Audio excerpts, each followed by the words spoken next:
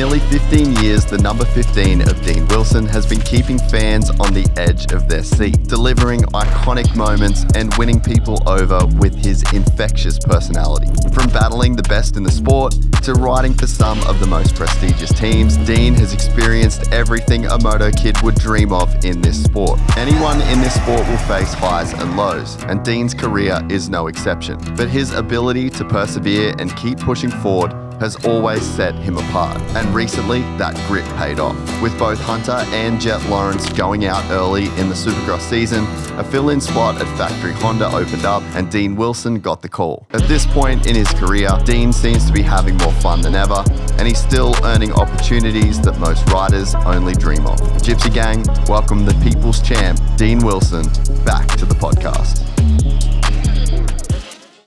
Before we get into this episode of the podcast, we need to bring you a quick word from our sponsor, motorsport.com. I got a YZ450F that I got some upgrades to do. You know exactly where I'm going. I'm going to need some help with customer service, so I'm going to chat with a gearhead.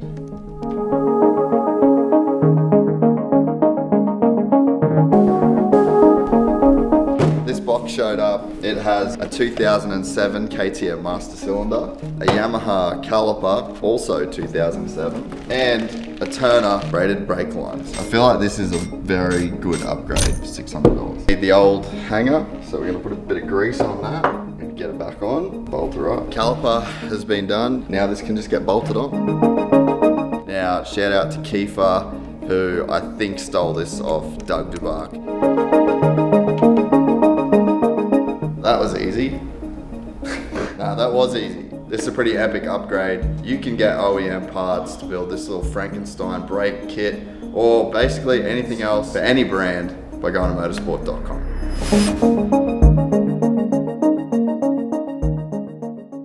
I met a gypsy. Dean Wilson is doing the podcast once again. G'day, mate. How are you? We're back and better than ever. We are. How you doing? What's happening? Just cruising, mate. Just living in your world. Been enjoying watching the Dean Wilson show of late, actually. Yeah. No, it's been interesting. Been traveling all over, racing, and it's been going well. So enjoying it. Just living the dream. Yeah, I am. Gotta live it until you can't. You know what I mean? I was thinking last night, because I was going through your Instagram. That's like the depth of my research for podcasts. It's just like going back to not a bad idea. Yeah, to the last time you were on here. Mm-hmm. And it's like Brazil, Australia, Europe, like the UK, Factory HRC. It's like, Jesus, dude, you're on one. Yeah, no, it's pretty cool. We've been traveling a lot, racing, enjoying it. And it's been good. It's kind of funny to think when I was in the UK, like, to be on HRC, I was like, there's no way. Literally, like, Kenny Powers getting called back up to the majors. I'm just like, no way. I'm on the couch, like, not riding during the week, and then in the cold, weather. Oh, man, but it's pretty cool. You are the meme of the dude with, like, the Doritos all over his... Oh, yeah. Watching just, like, the race. Flipping 100%. I was watching them. I watched everything. So, yeah, it was, man, just to get that call up was cool. Is it... like, you're doing this part-time schedule, right? That's so unconventional, and it's like almost you just got to be completely retired and then rethink the whole thing, because like you just get locked into this grind of you do your pre-season, you do your 17 Supercross races, then you do your outdoors, then you do your SMX, then you do Motocross of Nations, and then you do it all again. Yeah. And it's like year on year on year on year on year, you do that. And it's fine if you're a guy that's winning or on the podium, because there's some checks rolling in and you're kind of like in it. But you start to drop down the order a little bit. Yeah. And it's like, what the fuck am I doing this for? Because the alternative is what you're doing, which looks so much more fun. And I think that, I don't know, like, are you kind of looking at this being like, man, I should have maybe just done this a little bit sooner? No, it's good. It's a lot of fun. I mean, a lot of the reason why I did it is because my knee's so buckled.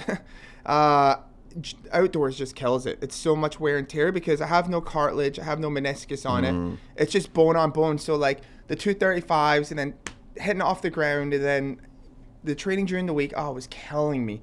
And I would do my absolute best with it, but if I just tapped it the wrong way on the ground once, it'd puff up. And then I got to go for the next mo, and I can't even bend my knee to put it on the foot peg. And it was just miserable. Then that would take 2 to 3 weeks for it to heal up a little bit, but I have to race within that time. And dude, it was tough. So once I called it on outdoors, and then I said, okay, I'm doing Supercross only, that was a lot better, because people are like, how's Supercross better on your knee? But it's because there's no, there is some flat land jumps, but for the most part, you have landings, you have berms to keep your feet on the pegs. It's just a lot better impact, and, I just saves my knee more, and I can get through with it. So I did Supercross only. What was that, last year, or the last 2 years? And then, I was at that stage where, like, did I want to keep going, or what did I want to do? And I was like, well, why don't I just do what I want to do the races that I want to do. So I was like, let's do the UK Arena Cross World Tour. So that's like 6 rounds in the UK. And then they have a round in Abu Dhabi that I have to do in July 5th. So I was like, let's do that. That'll be fun. It'll be mellow. The UK fans will love it. So I was like, let's do that. Oh, and then I went to Germany for the race there, and did that, but I was still coming back from my shoulder injury. So anyways, that was from like January through March, did that. Then the plan was to come to 5 US Supercrosses for Quad Lock Honda. And then obviously the HRC thing came about, and then so that ended up happening. And then so then I did a couple races last year for Honda HRC Brazil, because one of the riders got injured. I remember. So anyways, so they signed me for this year to do this series. It's just 4 rounds, and it's a fun series, and same thing again. I get to travel, check out Brazil. Fans were awesome. I just had a lot of fun. So Honda HRC in Brazil really look after me, Ronaldo there. And then I have Australia, and obviously Yariev's always, it's who I ride for, is Yariv, and he looks after me well. So yeah, it's just like a bit of everything, and it's like I'm just trying to still be able to race my dirt bike, but take the risk level down a little bit, and be a little bit, because it's hard to make 17 round Supercross. Like I knew with me coming in the last 5, it's not guaranteed, but there's a good chance that it was going to be thinned out a little bit, Yeah. Because it's just, dude, even when I did join, it got even more thinned out. Barsha and Roxon were out. Yeah. So it's like, dude, but A1, look how gnarly it is, and it's just, that's what, a lot of people don't understand. The training from, just say, November through December boot camp, you're riding hard, you're trying to level up, you're trying to get better, you're pushing, you're taking risks. So that's 4 days a week. Then you get into racing 2 to 3 days maybe. I do 2 now during the week while I'm racing. And just the level of, the risk. Dude. It's just so gnarly. I was at Star before Denver. I spent the week there. And I was just so I think Monday they rode. No, Monday was off. Tuesday, Wednesday they rode. Right, that's my program. Bro, like, I was uncomfortable watching what they were doing. Yeah. And I've been around it before, but it just seems like it's gnarlier now than what it used to be. And so, like, they had the Arlington track and just a hectic whoop section. And it's been beat all season. Mm-hmm. So, like, they're doing a little bit of maintenance through the, every day before they ride, it's prepped. Yeah. But you're not rebuilding that whoop section and, like, getting rid of all the square edges, all the gnarly cups.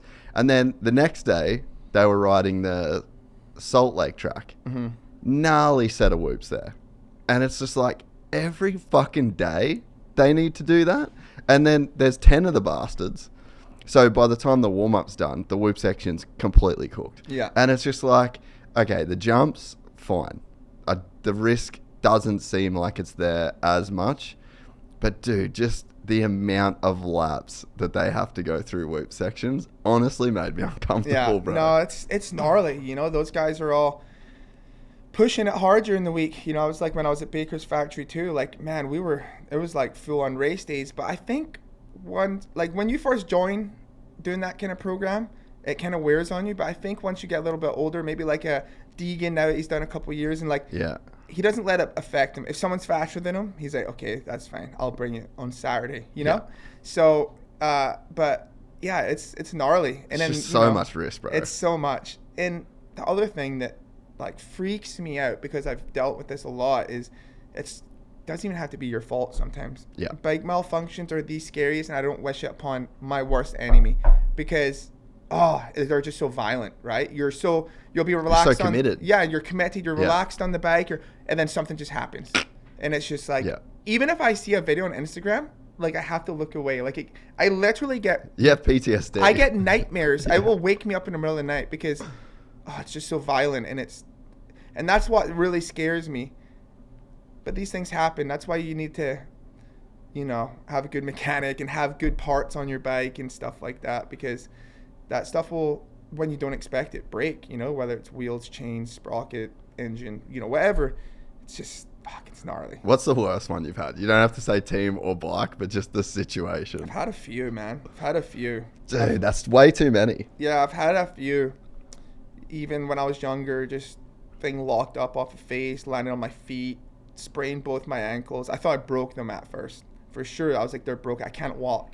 But they were just sprained. But you know how bad sprained ankles can be? You know, like I was doing the ice bucket, ice hot, like doing everything for like weeks. And then when I could ride, it was just agony. But yeah, I've had a lot of that stuff. I've gone injured doing a lot of that stuff too. But that's the hard part. And it's happened a few times this year, I know, with some riders. But teams always try to keep a cap on it because it's not a good look, But there's been riders injured because of bike malfunctions. And I'm not going to say what bikes or riders or teams, but that's just part of it. Every team, believe it or not, they always try to keep it under wraps. But the best of the best teams have these problems. It's just, these things happen. You look at F1.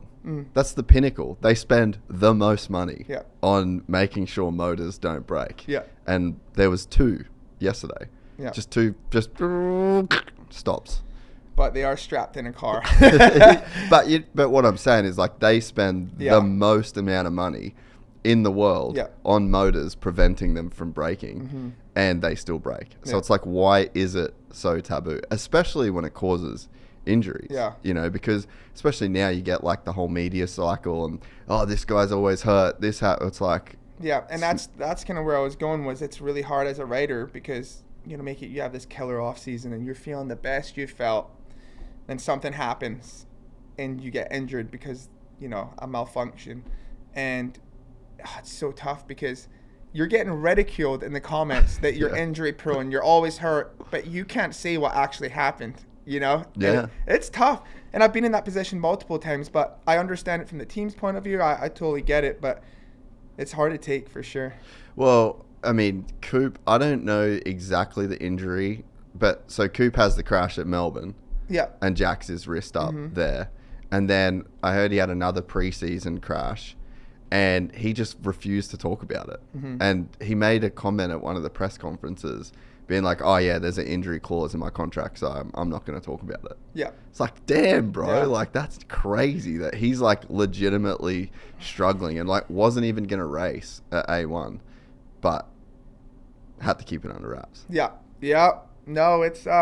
There's a lot that's happening for sure that a lot of people don't know, Sometimes, the fans will see a good rider just like him, but I don't even feel like he struggled that bad at the beginning of the season. I think he got 4th at A1, but just any rider, and they're struggling a bit, then they're getting hammered for it, but they don't know behind the scenes, There's always a lot behind the scenes, but, it's part of the game.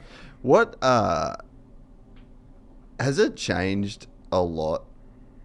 Let's say like 2010, like that's when you first went pro, was 2010, right?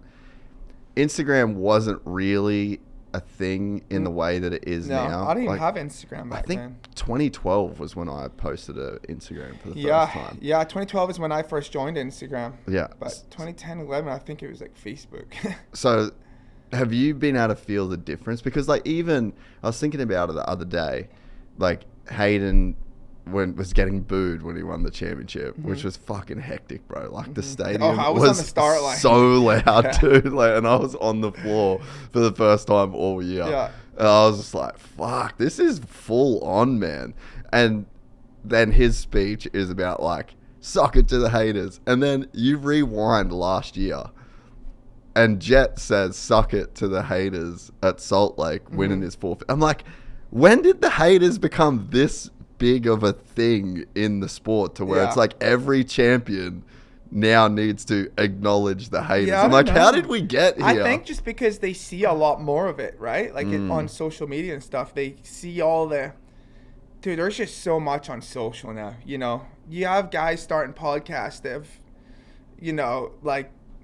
Just never done shit. Never touched the Supercross. But you do have guys that are doing podcasts, just, you know, but everyone's, you know, allowed to have their opinion, but they're so far off. And that's why, like, you know, obviously I like your podcast, but I like JB and AC, RC, RV, just because they've been there, they've done it, they've, you know, so, but it's I don't know, everyone's got something to say now, but now it's funny that Deegan Davies situation felt like when was Jett and Ferrandis? I felt like it was like a duplicate. The young kid coming up, and then Ferrandis, you know, and then the whole crowd booed Ferrandis, and everyone loved Jett, and then I just felt like it was like the same thing. It was kind of funny, Dude, I said the exact same thing. That whole thing, I was like, this is his Jett moment. Like,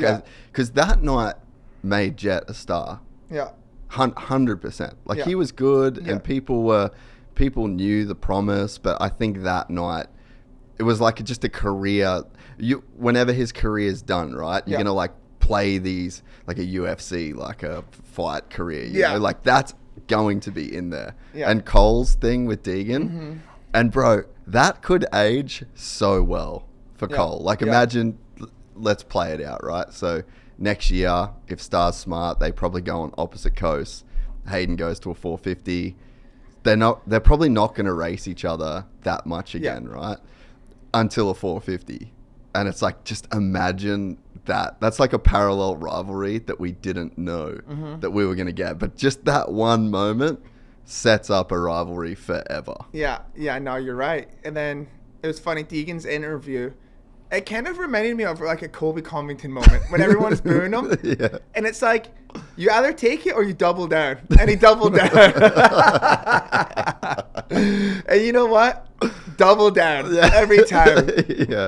That made me laugh. But it's good. I like what's going on, you know? Like, I like the sport. I like the characters. I like just the noise. I like the drama, you know? Just to get more people involved, right? Like, you know, you'll have the mailman be like, oh, I watched the Supercross. I seen this happen because, you know, or whatever, you know, the little Juju Deegan beef and everyone chirping each other. I love it. It's good. It's good. Dude, Deegan's the biggest star in the sport now.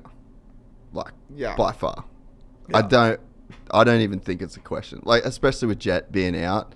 He's kind of been gone for the last 2 years, almost. What do you mean? Jett. Really? Yeah, like, I guess he outdoors. Since May of 20... But he won Supercross last year. Yeah, but like that was in May of 2024. You know what I mean? So it's like since then, he's been kind of out of the picture. Right. And Deegs has just been on an absolute run. And like you can see it even on their YouTube channel. Like, the swell of people. And it's crazy. Bro, like at Salt Lake, I don't know if you went up to the press kind of room, but like it's all clear, see-through panels, and you can see the pits. And like, dude, the Star 250 rig, that's where all the people were. Every time I walked past, it was like that. And you go under the thing, it's just wild, bro. Oh no, they're crushing it for sure. So even like their videos, like it's just they're getting so many views on their videos, like every video once or twice a week, you know. And then I forgot he got arrested, and it was like the most innocent, like and then he made the t-shirts, and then Lando was wearing the t-shirt, and then he's definitely probably the most popular for sure. But I just feel like there comes a time where it gets really overwhelming. In what way? Just something as simple as like he goes to put his helmet on outside and people want his autograph, and then, you know, he's got to go out for practice, and then he's like, you know, like I got to go. And then like, oh, what an asshole! You didn't send an autograph for my kid. You know, it just and then everywhere he goes, people are just gonna want him. And then like it's true what they say. Then, you know, they turn on you. You know what I mean? Because I don't know. I just feel like it can get really overwhelming. Like when you get to a certain thing, because sometimes you got to look after yourself. You know what I mean? Like if you don't look after yourself and your space, then you can go in a bad direction. Like you got to look after yourself, or you can just get really overwhelmed with all that. And like, it'd be the same for you in a pit. No, I mean, I felt like that years ago. Like I would get really overwhelmed and I would just have to like lay in a dark room and take a few breaths, you know, but I also like deal with anxiety and stuff like that. So, but it can be overwhelming when you have that much support and stuff, you know? Yeah. Dude, even for me going to a Supercross race now, like I stayed at Ricky's. So I was at Star, then I stayed at Ricky's, and then we went to Denver. And I had a moment in the kitchen where he was like packing his shit for the race, and I was like, oh fuck, I'll be Gypsy Tails all weekend. Yeah. And like in a normal, like quote unquote, just normal life, it's just not a thing. No one's coming up to you, no one wants a photo, no one wants an autograph, and you don't have to engage. Right. And like the same as you, I appreciate everyone. So like you never want to come across in a bad or dismissive way. Like I want to make sure everyone is getting time, right? And I just like fully had a moment where I'm like, oh fuck, I forgot that's how it is. But there's a place, at least for me, where when I go to a Supercross race, you're this person and everyone fucking knows it. Yeah. And you need to be that person. And dude, it's like exhausting. No, it is. Like, and it's like, and it's not a bad thing. No, it's like obviously we love the fans and stuff, but just like here's for instance, I get off practice, right? And then there's like a bunch of fans there, want some autographs. I'm like, yeah, sure. And then so I'm saying autographs, and it's like, Dean, just one picture. Next guy, just one picture, you know, and like, yeah, no problem. But I've got to go still watch my tape, and then I have an actual autograph session after that. So like, you know, I'm signing, and like obviously I want to be there all day, but I have obligations. I got to go watch tape. I got to eat my food. You know, I got to rest, like, you know, because we're there to race. And then I always get in this position where like, the lady, the Honda lady was like pulling me like, hey, we got to go. Like they're waiting for you to watch tape, this and that. And then it's like, and then I'm like, guys, I only can do a couple more, then I got to go. And then like I'll sign, and then I'll sign, and then there'll be a little kid there. I'm like, oh no, come on. And then like, it just doesn't end. And like, listen, this is what we've dreamed. This is what we dreamed of as a kid. Yeah. But it's like that's where I'm talking about, where it gets kind of overwhelming. And then like, it's like, sorry guys, like I got to go like watch my tape and da-da-da. But then some take a bit of a huff because they think, you know, you're just leaving. But we all have got obligations and stuff. But I don't know that Dee's going to struggle with it. I think that he's had it his whole life.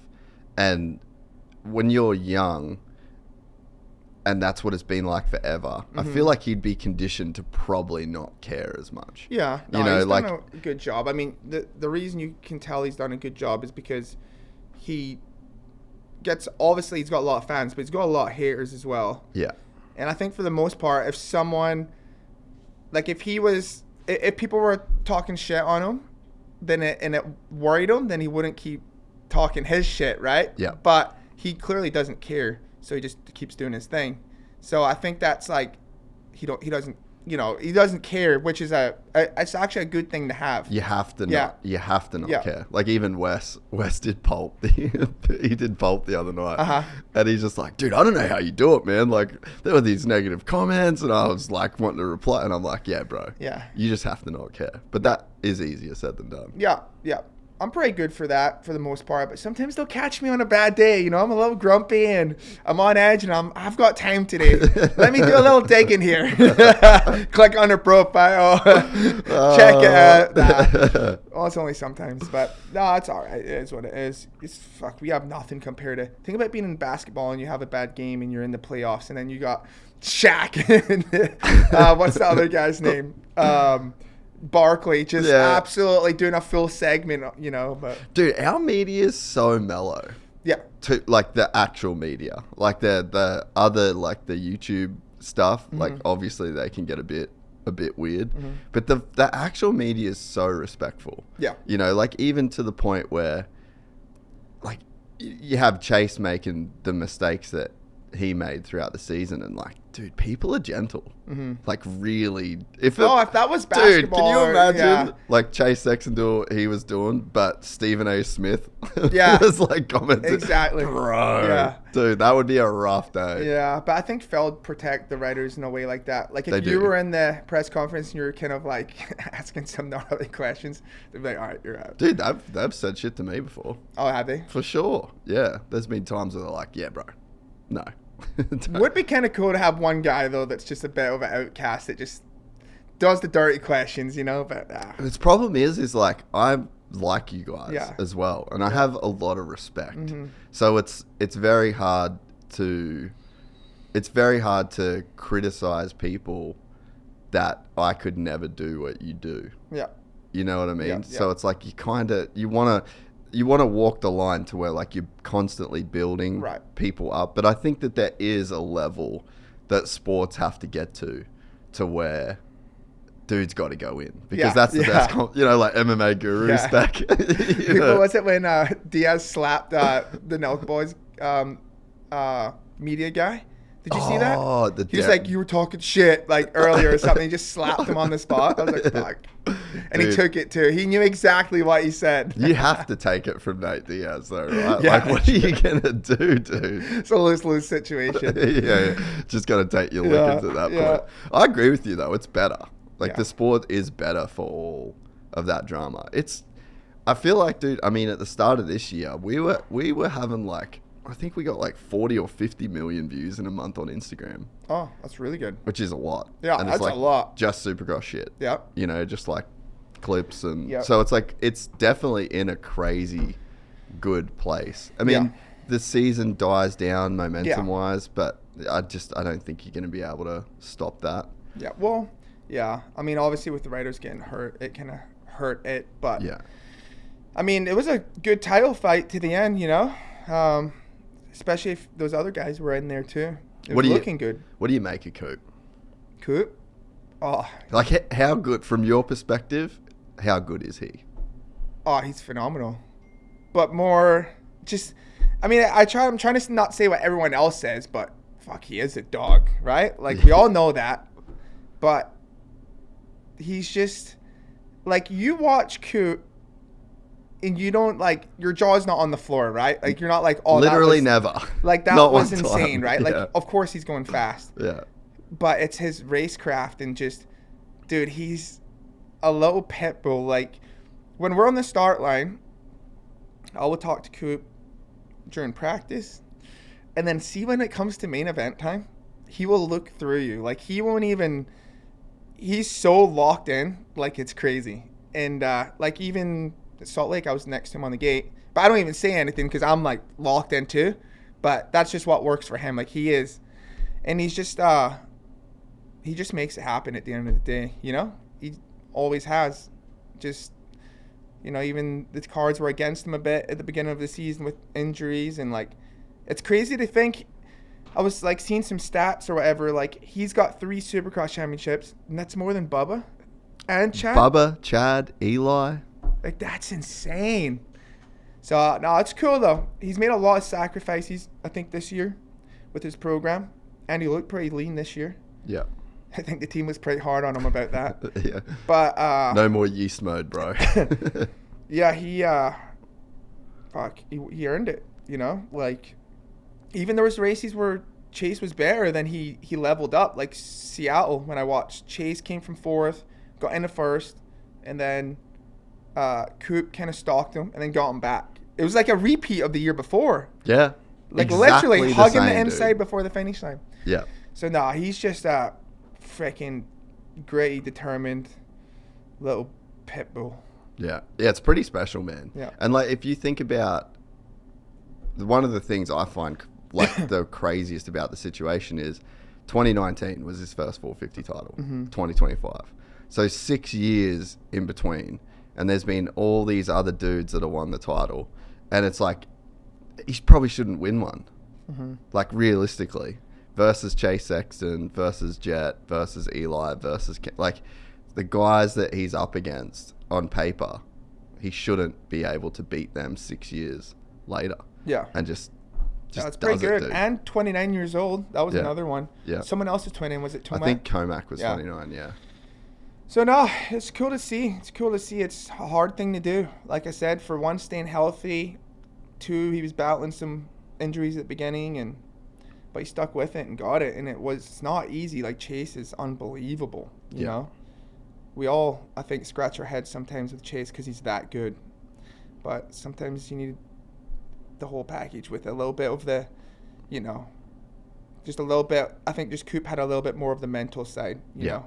Yeah. But, man, those few days at Star, like, I've known Coop forever. Like, since he was probably 14 was the first time I met him and hung out with him, right? Yeah. So it's like when you go that far back with somebody and you're cool, then you're like, when you're seeing each other, it's, what's up, dude? You know, there's like a certain way you interact. Tuesday, Wednesday at the farm, it wasn't until the Wednesday after he'd finished riding for the week that he's like, hey, bro, what up? You know, just fucking... Oh, yeah. So zoned in. Yeah. And it's hard to be that locked in. Like, that's a lot of mental discipline to just not even step outside the box and say hello to a friend. Yeah. Just to be that focused. Yeah. And that's 17 weeks on.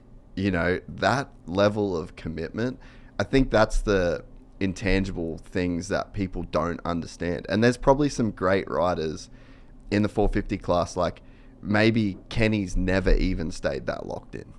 You know, like maybe there's some guys that are so brilliant but have never won a 450 championship, and it's because that level of mental commitment is something that is very, very, very hard to keep going, you know? No, it is. It is. It's just sacrifice, and it's just... It's hard. It's hard, but he's done a really good job, and 29 years old too. It's pretty cool. So, do you have any thoughts about the injury side of things, like what they could do? Because you have like a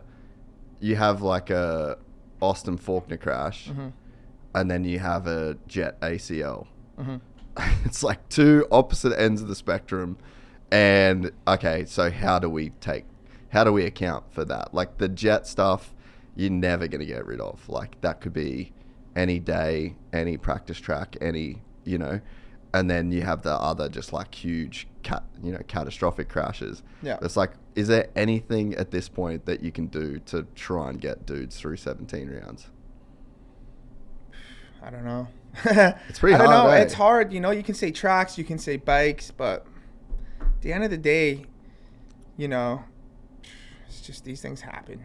You know, I don't know how to prevent it. Like, I was almost going to say, like, I'm already wrong, but I was going to say, was there less crashes at the elevation races with the bikes being slower? But, I mean, you had Davies and Smith and then Oldenburg. It was like... Dude, it was carnage. Dude, qualifying was gnarly during it. I'm like, I just need to make it to the night show. Yeah. And it was last round. Usually people are a bit more relaxed last round. Like, let's just... it was crazy.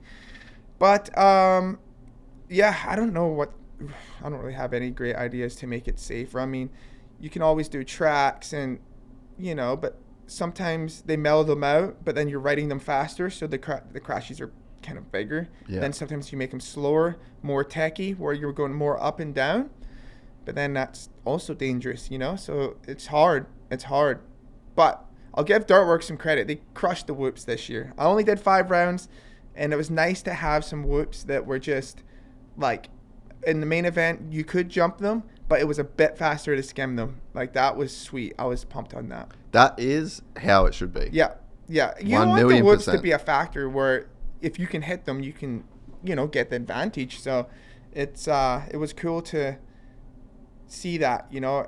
Every race that I did was like that, so it was cool. What was the round where Sexton had the moment in the whoops? He was skimming them all day. Pittsburgh. Was it Pittsburgh? Pittsburgh. So those ones were really... Well, it's kind of funny because I did track walk and I was like, oh, these look laid down. And they were not. Those ones were really big in the main, but they got like cupped out. And then the right side was like they were jumping them, right? But I skimmed those the whole main, and it was funny because anyone that passed me, I would hit the finish line, click up, and then pass them back every single time. And Lars was loving it. It was Shane. It was Joey.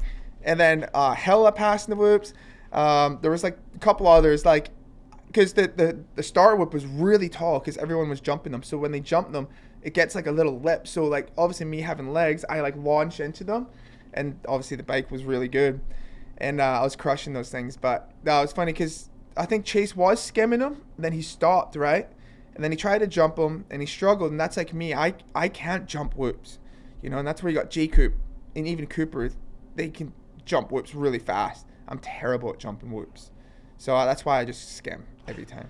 I reckon that's a little bit of underrated genius of Coop. I'm going to ask him if I can get him in after the chip, because Chase was skimming all day. Mm-hmm. Coop gets in front and just jumps. Yeah. And then he stuck to it. And he stuck to it, and he didn't. And it almost is like it faked out Chase to thinking that he had to jump the whoops. Right. Because dude, I'm sitting there being like, bro, just skim the whoops. Yeah. Just try and blow past the dude. Like, risk it. You're not going to crash. Yeah. Send it and you will pass the guy. Yeah. But if you jump, you're not going to pass him. Yeah. And it's almost like that was just crazy next level gamesmanship for Coop to just dictate the pace of that whoop section. Well, it was like the race in Indy. I remember you did the wall. Remember Indy? And then there was whoops, and these whoops were gnarly. And Coop whole shotted, and he kind of checked out that race, and he just jumped. He literally hit the same rut, because I watched it. He hit the same rut every lap, went triple, triple, triple. And he's so solid, like, when it comes to jumping whoops. So I know in that main event in Pittsburgh, it was Pittsburgh, you know, he was jumping, but he does it really fast. He jumps quick. But if jumping isn't your thing and you're not that good at it, then that's why I'm just like, I got to skim. Like, because I've jumped and I'm not good at it. I'm slow. You know, because those guys like push through. Yeah. So when Coop was jumping those, he was jumping them really fast. And then I didn't really watch the race back, but I heard Chase was crushing them, and then he just stopped skimming them. Yeah.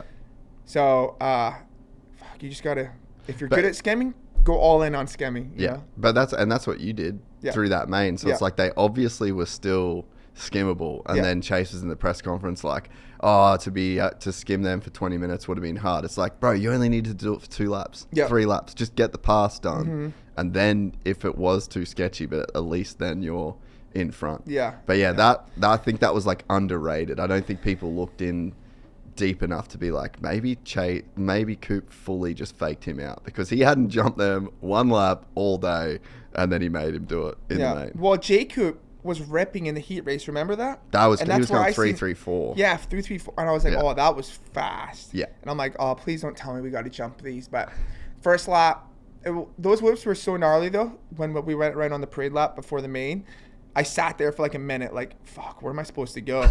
Like, because they're rutty at the beginning, so they're very technical. And I remember first lap, I was like in this battle, and I just fucking, well, I guess we're going from here. And then once I did that once, it just gave me confidence. I could even move around. Like, I was like, okay, I'm good. But sometimes looking at whoops will psych you out more than just hitting the things, you know? Oh, that's like any jump ever. Yeah. Like, I swear I was looking at these things like, fuck, I don't know where to go. These things where there was cups here, ruts here, and then I was just in the battle first lap, and I just clicked up. I said, all right, let's see how this goes. And then it went well, and then it just gave me confidence every lap. That's like when you're surfing, if you just take like a big trip over the falls, just straight away. Yeah. Just psych. You're like, okay, I didn't die. Okay, I wasn't too bad. Exactly. But I agree though. They did a sick job this year. It was nice just because they were almost getting they were terrible last year. You know, they were getting so jump dominant where like the guys that couldn't hit whoops were just like crushing it, jumping them. And it's like, man, I've worked my whole life to be good at whoops, but they did a good job for sure. Yeah, I think they nailed it this year. Because last year was pretty shocking. Like, it was just every single week was the same. Yeah. The same shit. Jump. No, if you think of last year, they had those flat corners after the whoops a lot of the times. So it was like think of Nashville where Kenny's shock exploded, flat turn. Indy whoops, flat turn. There were like so many flat turns. And so that like kills your speed already. What because are you going to skim and go to the hay-bales? Yeah, I wasn't a fan of that. So how early did you know you were getting the HRC ride? Well, how did it come about? Okay, so I raced in Aberdeen, Scotland, and shout out. Yeah, and I Jett already had gotten hurt, and I texted Lars. I was on the couch just one day, and I'm like, fuck yeah, I'm gonna text him. Like, why not? I was like, hey, you're looking for a guy? I'm here. Whatever. Just throw it out there, because I know Lars really well. He's like, hey, we're not gonna fill the spot, but if we do, I'll keep you in mind. I was like, yeah, sweet, no problem. So the next weekend, I raced in Aberdeen. And then I won that night. And after the racing, we'd always go to the hotel lobby and have a few drinks and watch the Supercross. So it was like a total different program than like normal. Yeah. It's like we're in the lobby because we were 5 hours ahead of the East Coast. So the race was at Tampa. We had it set up on the phone. We're having some drinks, watching. And then Hunter comes out and his heat race lands on hay bales. Like, oh, fuck. And then next thing you know, he's like getting car teed off. And I'm like, oh, that ain't good. So I was like, that might get interesting. So I never hit up Lars again. Paul Parabinos, who's my really good friend, is very good friends with Lars. So he was kind of middleman. I wasn't just trying to be that guy that was harassing, right? Like, they got a lot to deal with, this and that. So anyways, Paul dealt a lot with it. And then probably, I can't remember dates, but like the week before Daytona Supercross, and that's when I got back. It's kind of when I knew it was going to happen. But Lars told Paul it was only going to be the last 4. And I'm like, oh, man, last 4. Like, dude, we still had like 8 to go at that point, maybe 9. But I was like, oh, that's all right. It will give me time to get ready. So Daytona Supercross, I went and watched, spoke with Lars. And I was like, Lars, can we please do at least 5? And he's like, yeah, we can do 5. I was like, perfect. So first race was Philly. I got 3 weeks on the bike. And then I raced, but if not, like, that's the whole thing, was I had so much catching up to do. I was training like a madman off the bike, because when I was racing for the 2.5 months in the UK, I wasn't practicing during the week. I was literally just racing on weekends, and there would be races where we didn't race. We had a weekend off, so that would be 2 weeks off the bike. So I was just showing up to the races, and there were 7.5 minute races, so I was all right. But obviously going in 20-minute mains with the best of the best, I'm like stressing a bit. So the levels are tad high. Yeah, and I tell you what, I had some dog days at the test track on that Honda. I was really dying. I was questioning myself, because I had to just put myself through it.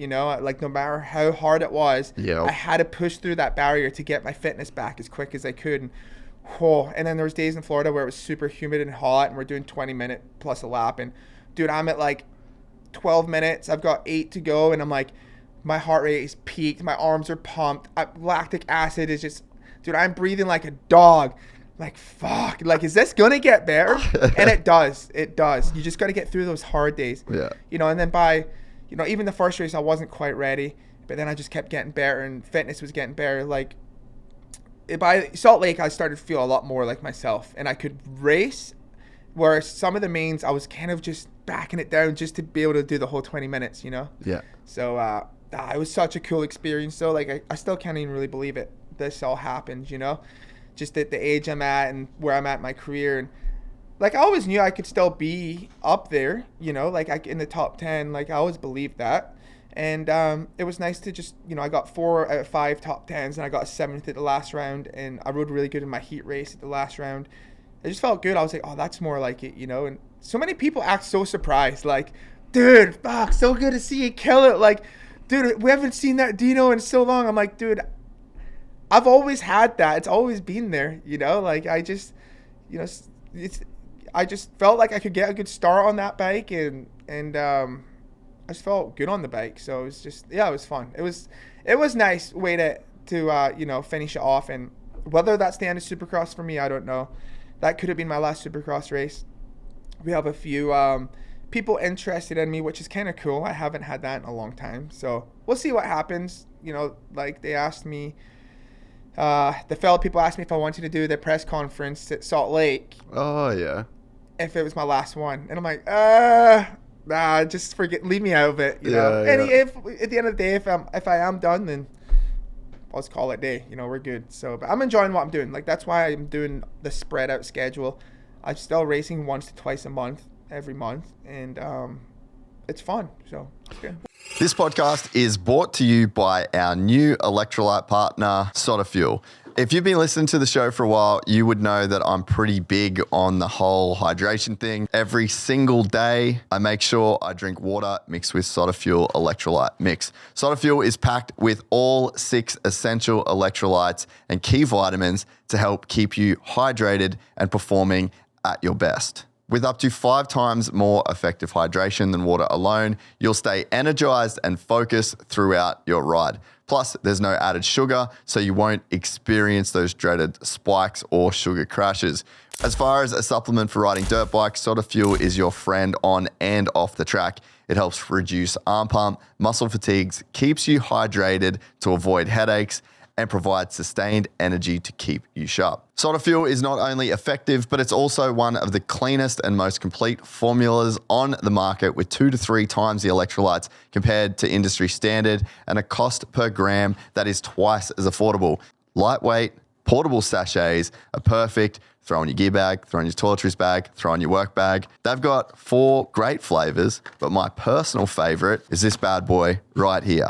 Gypsy juice. This is our very own flavor. I think it is by far the best flavor out of the 4. Go to sotafuel.com right now or click the link in the description. I would love for you guys to try it. Well, and that's kind of what I was getting at the start, you know, is like you spend your whole life in this meat grinder here. And there's a point where you kind of drop down to the point where the big money's not coming in and the phone's not ringing as much, but the work doesn't change. Like you're still killing yourself, and the risk probably goes up because you're not on as good a machinery. But now it's like you're racing in Australia, you're racing in Brazil, you're racing in the UK, you can do some races here. Like there's checks coming in from all those places. I'm sure when you add all the money together, it's a decent. Pretty similar to what I was making the last few years. So it's actually good. It kind of comes like obviously all over, like you said, but it's like I have like 4 or 5 different contracts. I got Uribe, I've got Brazil, I got UK, I got, you know, all HRC. It's crazy. So, but it's cool. It's a lot of fun. It's a lot more laid back. I get to bring my family with me, and it's like at the end of the day, when I'm done, I can look back and be like, man, that was a fun ride. I made the most of it. I raced at the highest level, and then I got to enjoy it at the end, and I raced all over, still made good money. You know, I'm going to these countries, like it's like I get to visit them and I get to race my bike, you know, which is pretty cool. So that's the way I look at it. You know, I've been through a lot in my career. I've had a hard go for sure, you know, like, but I still have no regrets. Like I'm happy where I am today, you know, still enjoying it.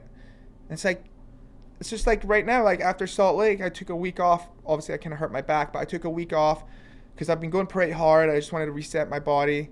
And, man, it's scary. You know, like, I'm like, is this what it's like when I'm done? Like, and I've had this talk with Phil Nicoletti. I've had it with a lot of retired guys. And like the worst thing you can do is just sit on the couch. You can't do that. You'll go crazy. And it is scary. You know, you wake up with such a drive and purpose every morning, you know, with racing and riding and just trying to get better and trying to piece the puzzle together. And then when you're done, you're like, you don't have that anymore. So it's important to find something afterwards. So I'm getting closer to that. I don't think quite yet, but I'm getting very close. And it's tough, man. It's very tough. I don't want to be one of those struggling retired guys that go off a deep end and it doesn't even have to be motocross. It's UFC or anything. Like I've seen this video with Dustin Poirier, and he's like, you know, I'm not my best version of myself, or I'm not a good guy when I'm not fighting. You know, I drink a lot, and dude, I can totally see how it happens. You know, how they go down that slope a bit, because when you're not racing and, you know, you're hanging with friends more and you're having some drinks here, you're having some drinks there and whatever. So it's tough. Like nothing's going to fulfill that feeling of racing. Yeah. And just getting those achievements, you know, like you have these goals set out and then you start to achieve them. That's like really good. At the time, you don't realize how good of a feeling that is until everything's gone and you're not that guy anymore. And I always remember Rhino telling me, like, back in the day, like, you got to disconnect yourself from that person you once were, you know? That guy's over. Like, you're just a normal bloke on the street, you know? Yeah. And I think people have a hard time letting go of the fame and the, you know, you don't want to be that guy around the campfire fucking, you know, he's like, what is it, like that high school football player that never made it. Yeah. So I don't know. I think that's the big problem, is if your identity is wrapped up in being Dean Wilson, right? You know, and it's like if you're super attached to that guy, it's like I was saying when I was at Ricky's, it like kind of hit me that I was like gonna be that person for that day, and because I feel like in my normal life I don't think in that way, you know. Yeah. But I feel like when you're going to the test track every day and you're around you're that guy to those people. Yeah. Because we wear these different masks. Yeah. Like you're a different person around Sarah. You're a different person around Lars. You're the same person, but you're playing a different role almost to like meet that other person's expectations, right? Right. And so when you spend your whole career as this guy, and then you're on this team, and then you're at these races, and then your happiness and mood depends on how well you did at the race, and then that dictates who you are for the whole next week. Like that can be a very hard cycle to break if you don't have a bit of awareness around it, especially if it's like a hard stop, and then it's just like disconnect, and you never had a chance to like even figure it out or have these conversations, you know.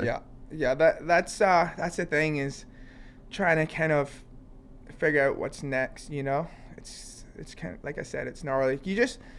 It's easy, I feel like, to go down that depression route, you know. I don't want to go there because I do go through times where I get depressed sometimes, and like, man, you can kind of go down, like I've managed to get myself out of it, but you can go down a dark hole, and it can get really, really dark, and that shit's just gnarly. But I think you just got to keep yourself busy, you know. And no matter what you're doing, fuck it, go do riding schools every weekend, and do that until you figure out what the next step is, you know. I think it's just good to keep busy, and like, I actually enjoy coaching and stuff, but like, I think when you just sit on the couch and you're like, oh, worked hard all these years, time to sit back, and that's not really the way it works, you know. It's like even my dad, you know, he's got cancer, but he plugs away every day. Because, you know, when you get older, and the minute you do flop on that couch, you know, at an older age, I think your health just declines. Where you got to just keep plugging away, and no matter what you're doing. So I got a friend, he says movement is medicine. That's 100%. You just have to keep on trucking. But I know a bunch of dudes I know a couple of guys that have got successful to the point where they sold companies for like a lot of money. They never have to do anything again for the rest of their life. One of them's a fucking avocado farmer. The dude puts on work boots every day and a fucking shirt with holes in it and picks avocados. And like fixes his fucking avocado packing machine. And it's like the dude literally sold his company for like $400 million. It's just not it, you know. Like, no, you have like, even, you know, they always say like the wealthy, you know, people and whatever, they you know, it's, money doesn't buy happiness, and like, I mean, I'm sure it does. You know, there's certain points where I'm sure money does buy happiness, but you just got to look after yourself, and like, you know, I don't know. I just feel like you can go down a slope of depression if you don't look after yourself, and that's why I said, like before, with like, you just got to protect your well-being. You know, you got to do what's best for you, whether other people like it or not. You know, like, you know, you got to look after yourself. Boundaries. That's it. Yep. So it's the next step is always tough. Are you gonna have to work hard, like in terms of money side of things, or have you been able to put away enough? I've been pretty good, man. I've been really good. Like, my mom was pretty smart with me when I first turned pro. She set up this account, and I've been putting 10 grand, no, I think 13 grand in this account every month since 2010. That's sick. And then I've got like investment stuff going on, and then I've got you know, I've got 3 houses, and I mean, I don't even want to sound like I'm bragging, but I'm just like, I'm for sure gonna have to work. I'm not set at all, but I've been very smart with my money. I sure as hell didn't make as much as some other guys, but I'm very fortunate to even made what I have, and I've been smart with it, you know. So well, I think that's a key too, right? Like, because it would be the worst position would be if like you stop racing and then you just literally have to get a job. Right. Like that would be, even for me, bro, if I had to just go and get a fucking job tomorrow, like I would struggle. Yep. Just because of the way that I've lived my life for this entire time, right? But if you've been able to be like kind of smart to the point where you can have a little bit of flexibility to find those things, like I'm good at that's that huge. department, but like I never look at my bank account or anything ever. Like, and I have this mentality still. Like I have this mentality like I'm broke still. Like I swear to God, like I'm always cutting corners and pinching pennies. You know what I mean? Like, but that's just like my mentality is like I start to stress when I'm not doing it. Something I'm like, dude, I gotta do something, and I don't know if that's a good thing or bad thing, but it's like probably both. Yeah, like keeps me hustling. I'll tell you that much. But I have this like mentality that like I've always just like I'm broke. I swear to God, I do. And then like when I do look over everything I have, I'm like, dude, I'm actually doing quite well. Yeah. But I don't know. It's like engraved in me. It's my dad's fault. Fucking, you know, us Scottish people are tight. Yeah. But it's been a good ride for sure. Yeah, and I think if that's the position, then that's like a good position to be in. Yeah, then no, you can it's just a kind of great like position to find be in. out what Yeah. you want. Like, have you seen the videos of BJ Penn recently? Mm-mm. Oh, bro, he's like fucked. Really? Oh yeah, like on meth and shit like that. No way. Yeah, like just cracked out, bro. I thought he was trying to be like the mayor for Hawaii or something. He was at one point. Oh. But yeah, like it's a slippery slope, you know? And especially with concussions, bro. Like I think that's one thing as well that we don't really put too much like thought into is like the effects of those, like some dudes that have had big concussions. That's where like I think the depression might not even be your fault. Yeah. Or you know what I mean? Like your own negative. That was CTE, like, right? Yeah. Mm-hmm. So like that's a bit of a scary one. Yeah. As well. But I just think like as long as you're like, you don't have to just fully grind for money. I feel like that would be the worst case scenario coming out of a career, you know? Yeah. But you're one of the most loved dudes in the sport. Yeah. And I think that this HRC thing kind of proved that. Not that it needed to be proved, but... Yeah, I'm lucky. I have a really good fan base, and I'm lucky to have that for sure. And you'll be able to keep going in the industry. Yeah. I just don't know what. Just don't know what. But no, it's, you know, it's cool. Like, Adam is doing the commentary thing, crushing it. He seems like he enjoys it. That's the thing is, that's why, like, it's hard. You don't want to make a rational decision. Yeah. Jump into something, you know, then pull out of it. And you want to do something that you enjoy. Yeah. And I see a lot of people in this sport, even racers, they're like, oh, I'm getting out of it. I'm going to go do something else. And then, like, a year or two later, here they are back because you realize this is what you actually enjoy. You enjoy the people. Yeah. You enjoy the environment. It's what you like to do. So, yeah, you know, it's still tough, though. It is one big family, though, too. You know, like, you go the last couple of years being here and going back to the races again, like, you don't go to a race for a few weeks and then you want to get back and just see everybody, and it's like the vibes are good between so many people. And like you and Lars go way back. Like there's so many people that you've known for such a long ass time too. Us being younger, you know, and then all the young mechanics that were hustling, they're like team managers and like, you know, and we're getting old now. We're the OGs, and now all the young mechanics are like young bucks, like real young. And it's just funny, you know. It's like Ollie's pretty high up at PC with Mitch, and you know, Lars, and dude, Jeremy Coker was a mechanic, I think, when we were younger. Yeah. Rich Starr was a mechanic for Cole Seeley. Yeah. So it's pretty cool to see everyone, like, you know, level up. Same as Scuba. Yeah. So Scuba's way up there. Yeah. And what was your first dealings with Lars? Like, was it the 2-2 days? Yes. That's when you would have hung out with him. Chad got hurt San Diego 2014, hurt his shoulder. I was riding for Mitch. I was on the West Coast.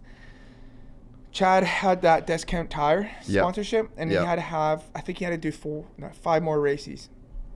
And so he asked me to do them. I was riding at his, you know, at the farm. Yeah. And so Mitch approved it. So we did Indy. I got 8th. Then we did Daytona. I qualified first. Then I won my heat race. Yeah. So Bubba launched the wall. Then I was in second the whole main until 5 minutes to go, and dude, the arms were blown up. Parachute came out. But it was a really good race. Like that's what like KTM pretty much signed me after that. And then Toronto was really good. So I did these races for Chad, but Lars was my mechanic the whole time. So yeah, we had a great time, and that's where our connection came from. So what was so good about the HRC thing? Like when you were saying like, oh, I mean, it's obvious, but like what did it mean to you to get that ride? Oh, it meant a lot. First off, my dad was like diehard Honda guy when we were younger. Like that shit matters. David Bailey, Thorpe, you know, in the UK. Thorpe was a G, bro. Thorpe, like that's how, you know, my dad was like old school Honda HRC. Yeah. So anyways, I mean, first off, I didn't think I'd ever get a factory ride again, you know. And then so when what was the last one? Husky, yeah. Yeah. So then, when the opportunity came about, and I was just so excited to ride that bike because I ride with Hunter and Jett all the time. So I've seen these bikes, and like I can hear it, and I'm like, it's doing some stuff my bike won't do. I'm like, oh, I just want to ride that thing. And then finally I got to ride it, and it was sick. It was really, really cool. Like as far as all the staff, you know, and I wasn't just I could not have been in a better place, right? Like all they want from me is top 10s. They're not asking me to go out and win. I go top 10. These guys are acting like Jett and Hunter just went 1-2. Like they are stoked. And like it was just a good vibe during the week. Cam was sick. I had Cam for 2 races. And 3 races I had Cam. And then unfortunately he had to deal with some family stuff. And then I got Christian, you know. So you got both the boys. Yeah, like, and they were just awesome. You know, it was a lot of fun. Like everyone was good. We had Hutch for engine stuff. Like, hey, how's the bike? How's the power? Do you want more? Do you want less? And then I had Derek for suspension. And I'm pretty easy. Like, you know, I don't really change a lot. But it was just cool to have all of those things at my fingertips, you know, suspension, engine, you know, whatever. So, man, it was just a really good experience. I'm glad I put in decent results. And no, it was just like, it was a good laugh the whole time. You know, it was like, they were loving it when I would like get past and I'd pass them back. Like, oh, the old dog's got some fight still. They loved that shit. Lars was at, what was that race? What was the race? Where was the one that Jerry Robin got hurt? Foxborough? Or was it? No, Foxborough was a mud race. Oh, yeah. What was the other one? What one was that? It's the New York one, right? Oh, yes. Jersey. So Jersey, in the main, I'm battling. Justin Hell's hounding me. 2 laps ago, Justin passes me. Then we hit the white flag. I fucking send the whoops. Pass him back in the next corner. And Lars says he's jumping up and down. In the manager's tower, jumping up and down next to like Roger DeCosta. And Roger DeCosta was like, what the fuck is this guy cheering? I got a P9. And I got a P9 interview with NBC. You can't make this shit up, dude. P9. Lars is over the moon. They're so happy. We got NBC. Like, hold on. You're getting an interview. And you're just like, why? I was like, fuck it, sure. Hell yeah. Sponsors are happy. And dude, they were high-fiving and shit behind me. Oh, and I was like, dude, this is P9 Patrick HRC. Like, how sick is this? If that was Hunter and Jett, they'd be loading the trailer up already. Dude, that'd be bad. Oh, fuck. That is some good shit right there. So I'm crying. So no, that's it was living, so bro. funny. It just cracks me up seeing them how stoked they were. But it was a lot of fun. I was sad at Salt Lake when it was over. I bet. I was happy with how things went, but like I was like, damn, like that's it. That was cool. If my back was all right, I should have asked the bike for another week, and I would have raced the Glen Helen races and made some coin. They were paying good over there. Yeah, Colt walked away. Colt walked like 22K maybe. If he got whole shots, he did 3 on Thursday, and then I don't know how many got Saturday. Oh, you went out and watched, eh? I watched Thursday, yeah. Yeah. I watched Thursday, and I watched this poor little girl. I watched that whole thing with Ryder D. I didn't. What happened? You didn't see it? No. Oh, my God. So it's first lap of the first race. Is it on Instagram? Mm-hmm. It's on Vital. Go to Vital. Instagram. Go to Vital Instagram. Dude, I watched this whole thing. It's so gnarly. It was so scary. Vital. It'll come up. Vital Yeah. MX. There you go. And then you'll see it here. It'll pop up. Internet is being crazy. Right there. Today. Fourth one. Oh, when he hits So he comes over Yeah. first lap. His rear brake pedal snaps off. No. And dude, there's a little girl right behind this fence. Oh. Watch. Oh. If you pause it at the end, the girl was under the Yeah, bike under and the the fence. And they've got that Oh. Yeah, you can see her Yes. hair. Oh my Dude, God. it was gnarly. I was up on the thing watching. They ripped the bike and fence off so quick. Was the girl alright? Yeah, she was okay. Thank God. That was so scary though. So the rear brakes Look. snapped. Dude. Dude, it was gnarly. Yeah. I'm so glad she's okay. Yeah. Yeah. Wow, bro. That was scary. I was watching. I was like, fuck. But yeah, his brake pedal snapped off again. How? Using that thing. Apparently, what they said was they drill a hole in it for the brake snake. Yes. So I think it weakens it a bit. He Yeah. must have really stomped on it or something. Yeah, I don't know. Yeah. Yeah, but fuck that. Guy, Was that's gnarly. just Glen Helen, bro. I was so worried though. Like my dad mode kicked in. I was watching the girl the whole time, and the parents were hugging her. Then like the ambulance came over just to like look at her, but then she walked around, and I was actually laughing because they gave her like Ryder's front number plate, and I'm like, That's the last thing she I'm wants. like they're gonna hang that in her room, and she's gonna wake up in the middle of the night and just get like PTSD thinking of a 250 coming for her girl. Oh shit! It's sick that they do that event though. It was really cool, man. It was really cool. It was a like shame- I was watching it on YouTube and shit. They it like was televised live. it. It was a shame it just wasn't as The turnout. yeah, but that's what it's good for the the privateers, and it's a good way to make money, Yeah, Thursday, Saturday, so it's pretty good, and it's good training. Yeah. Well, and it's got to. I mean, you'd probably know this, like from the arena cross and the Australia stuff. It just sucks when you can't actually win something. Yeah. Like you go to Supercross, like Colt Nichols can't win. He's just not at that level right now. So you just spend your whole year just not fucking winning. Dude, but he's I've done good that enough my to. whole 450 career. That's what, dude. It Just sucks. grinding my ass off at Alden's, putting in just as much work as the guy winning, and then you're just getting 8th every weekend, battling for top 10s, and it's a dogfight back there. But An 8th is incredible. yeah, and that's I think the hard part too mentally. At least you get those wins. Yeah. A pat on the back. You're like, yes, bonus checks, nice, whatever. But that's all good. Like, build some character. Yeah, I just think but it's cool nice. It's nice when you going can to go and the win UK something. and winning, and going to Brazil, winning, going to Australia. Like, it does make it fun. You're like, it's a good feeling, you know. So even for Colt winning that, like, he made good money, and it just feels good to win something. For sure. And you should, like, his Pat McAfee interview. Yep. Fucking unreal, bro. Oh, I didn't see it. Oh, you didn't? Dude, crushed. Yeah. Fully crushed. That's a huge platform to, like, put our sport in front of, like, literally fucking millions, hundreds of thousands, millions of people, right? Yeah. And it's like he's such a well-spoken, awesome dude. Just a great ambassador for the sport. Yeah.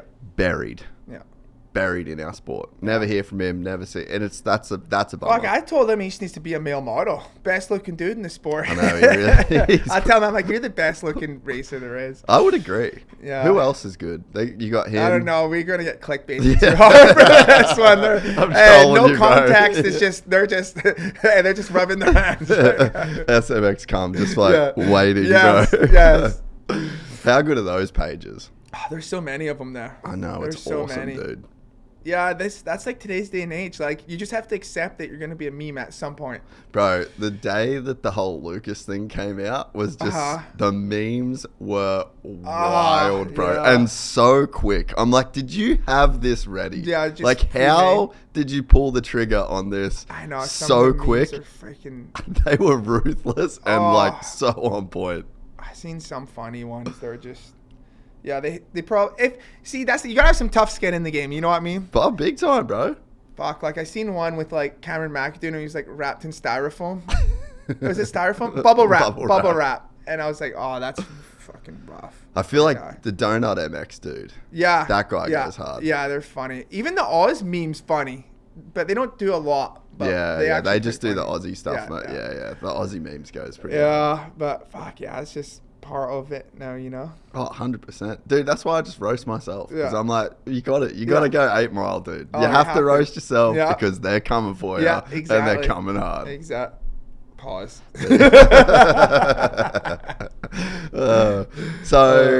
What made the bike so good? Well, the suspension was unreal. Really? It's like a really like, so when I got that suspension on the HRC bike, like it just felt so plush. And I noticed it literally first lap when I was rolling the track and I like rolled a jump and I just like landed on the flat a little bit. I was like, wow, that feels plush. I could feel it on my knee. I could feel it on the joints. I was like, oh, that feels nice. Very plush though. Like the braking bumps when I land, it'd just be like, I could like you're landing in marshmallows. Yeah. But sometimes I did struggle with it being a little too soft in the rhythms. But sometimes you got to give some, like, you know, like give or take, you know, lose it here a little bit to gain it here. Like sometimes, you know, you just have to give it up a little bit somewhere else. Because the problem is with me, sometimes I'll go too stiff, right? Yeah. And I'll be fine during qualifying. But then when I go to the main event, when it gets braking bumps and you're like, and your arms get pumped up. Yeah. So sometimes you're better to go a bit softer. But the suspension was unreal. The torque on the engine was unreal. The gearbox was amazing. So the first gear was really long. Second gear was pretty long, and same as third. So I didn't touch fourth. You know, I would go off the gate in second. I would exit a lot of the turns in first. 3 out of the turns. Whop. Really? Yeah. In first? Yeah. So what about the one at Salt Lake, the 3? You were the only one doing that. That was first. First. Yeah. No shit. I rode first a lot on that bike. Yeah. And then is it easy to hit neutral? No. Do they do anything in those? Yeah. They have something in there. Because it's weird, because in the pit you can get neutral fine. But you know, KTM and Husky, gas, they have that thing. Like, you seen when Chase is sitting there and he'll just be warming the bike up, because this used to happen to me on Husky. They just be warming the bike up on the start line and then it'll go, oh! It'll pop into gear. Have you seen Chase do that? Nah. It's happened a few times to him on TV. Right. He's just, and he's not got his hand on the thing and like, it just jumps into gear. Yeah. And it's just because they have something in there to make sure it doesn't hit neutral. Yeah, but okay. Honda's doesn't do that. But, yeah. No, other than that, the whole chassis was really nice. It makes sense, right? Like that you would use first gear. Yeah, but it's because the gearbox is so long. Like my quad lock bike, I used first sometimes, but I was in more second. Yeah, and that would be more normal, but it makes sense that you would just be able to use like the whole gearbox, right? Like, I mean, even my 450, like I just never would use first gear. Yeah, but it's because Supercross though, right? Like you're gearing, and for outdoors you don't touch first. Really. Yeah, I suppose different. Yeah. I would have loved to ride the bike outdoors though, to feel it. I think it would be unreal outdoors. Yeah. But I thought the bike was unbelievable. I think they struggled with it at the beginning, especially in the whoops. Like at A1, obviously Jett's incredible in the whoops, and like I don't know, those whoops looked gnarly at A1 because a lot of guys were struggling. But it seemed like they got the bike better, but like I had no problems in the whoops on that bike. Yeah. That bike felt really good. But it was cool. It's cool to get that chance before I'm done, you know, to ride that thing. So was it the best bike you ever rode? Yeah, I think it was up there, as in 450 wise. Yeah. That, and I always thought Chad's 450 in 2014 when I filled in was one of the best bikes I ever rode. I felt so comfy. The engine was so good on that. That was a really good bike. The Husky first year was really good. I loved that bike. Before they went to the new gen. Yeah. Yeah. And then, those are probably my favorite bikes. Just, I'm sure, like a different level of trust you can have in a full factory bike, though. It helps a lot mentally. I was going to say, is it just mentally? Think as much, yeah. Yeah. Yeah, but, yeah, that's the nice part about being a factory. Hey, you know what else is nice? Is just showing up to the track, bikes out waiting for you. Yeah. You know, I mean, I had that treatment when I'd go to MTF because Quad Lock Honda's there, and they looked after me really good. But when I'm in Cali, I kind of just doing my own thing. So yeah, it was nice just to get that treatment. I was like, oh, this is nice. Again, after a while. Again, factory Honda. I was like, sick. Yeah, no, it was good though. But and Big Andy was pretty pumped. Oh yeah, he was stoked. Did you get him some gear and shit? Some merch? I got my jacket. Yeah, I got my jacket, and yeah, it was a shame because they wanted to come to Salt Lake because maybe it was gonna be my last one, maybe not, but they wanted to come because they haven't came to a race in a long time, and but they couldn't because my mom's like just going through a bunch of shit with cancer and whatever. Yeah. Fuck, that sucks to hear, bro. Yeah, I almost didn't come to this morning. Fucking, she got admitted yesterday. She'd probably hate me for saying this. Fuck, I didn't know that your mum had it as well. Yeah, my mom's getting hit pretty hard. They just found more yesterday. She had some gnarly pain. My dad rushed her to the hospital and blah, blah, blah. Fuck. It's so gnarly when your parents get old, man. Like, it's just like, when you're going through stuff like that with your parents, you think like you're the only one going through it. It's like a feeling that, it's a really sad feeling. Lonely. You think of like, I don't know, all the flashbacks as a kid and like everything coming through, And fuck, it's gnarly, man. It's life, though. I just keep telling myself it's the circle of life. Everyone dies at some point. Everyone's got to deal with losing a loved one, and it's fucking really hard. But yeah, it's just is what it is, It just sucks too when it's just such fucking good people, Well, it's like seeing it's like your superheroes lose their power. My mom's in a lot of pain right now, and that hurts me because, they're trying to figure out. They just figured out like she has more cancer than what she thought, and she's already done so many rounds of chemo and shit. And yeah, it's just gnarly. Like, dude, it just goes by quick, and it's like, dude, it's just gnarly. It's gnarly. You're starting to like, she's gonna help. She don't watch this, but it's like you start to wait for that phone call, and it's just gnarly. It's so gnarly. Like I gave my dad shit driving here because they were at the hospital this morning and none of them answered for 3 hours. Yeah, like, and I'm dude, like, I need what the to know. hell, my sister, what's going on? Like, no one's answering. Oh, sorry, son. We left our phones in the van. I'm like, don't fucking do that. Yeah. It's tough, man. It's tough. It's just like, man, you think of, I just remember all the road trips, me and my mom going to the races. My dad would stay back and work, and she was driving the motor. Yeah, the motorhome. The fucking thing would break down. Yeah. One time we had the roof blown off. We had a duct tape. Oh, we have so many memories. Oh, it's gnarly, but like I said, it's life, and yeah, it's what it is. I'm sorry to hear, bro. Yeah. I didn't know about your mum. Yeah. I knew your dad had been going through it. Well, it's like, that's what the thing. My dad was, or is going through it, But then it's just out of nowhere, this cancer shit just hits out of nowhere, And it's like they're both looking after each other, and it's just like, yeah, it's just fuck, it's what it is, That's like Australia. I raced Adelaide, and I really wanted to win that Oz Supercross for them both, right? Because like they both had the cancer, and I really just wanted to win that for them.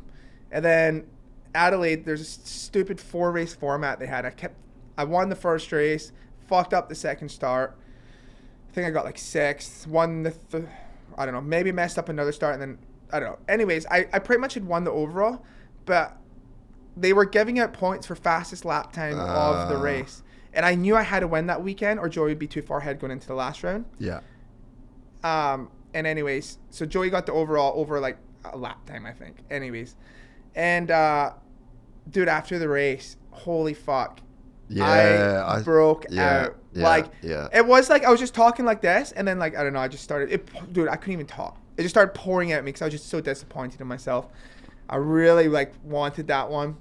And it's my fault. I just screwed up my starts, but yeah, it's gnarly, but it's life. I don't want anyone to feel bad for me. It's just is what it is. I mean, like my parents are over here, Mm-hmm. and I took Dad for that ride, Mm-hmm. and it's like you get into the stage of life where I'm now doing things with him before he dies. Mm-hmm. That's the mindset. Yeah. And we had the fire last year in the studio, Mm-hmm.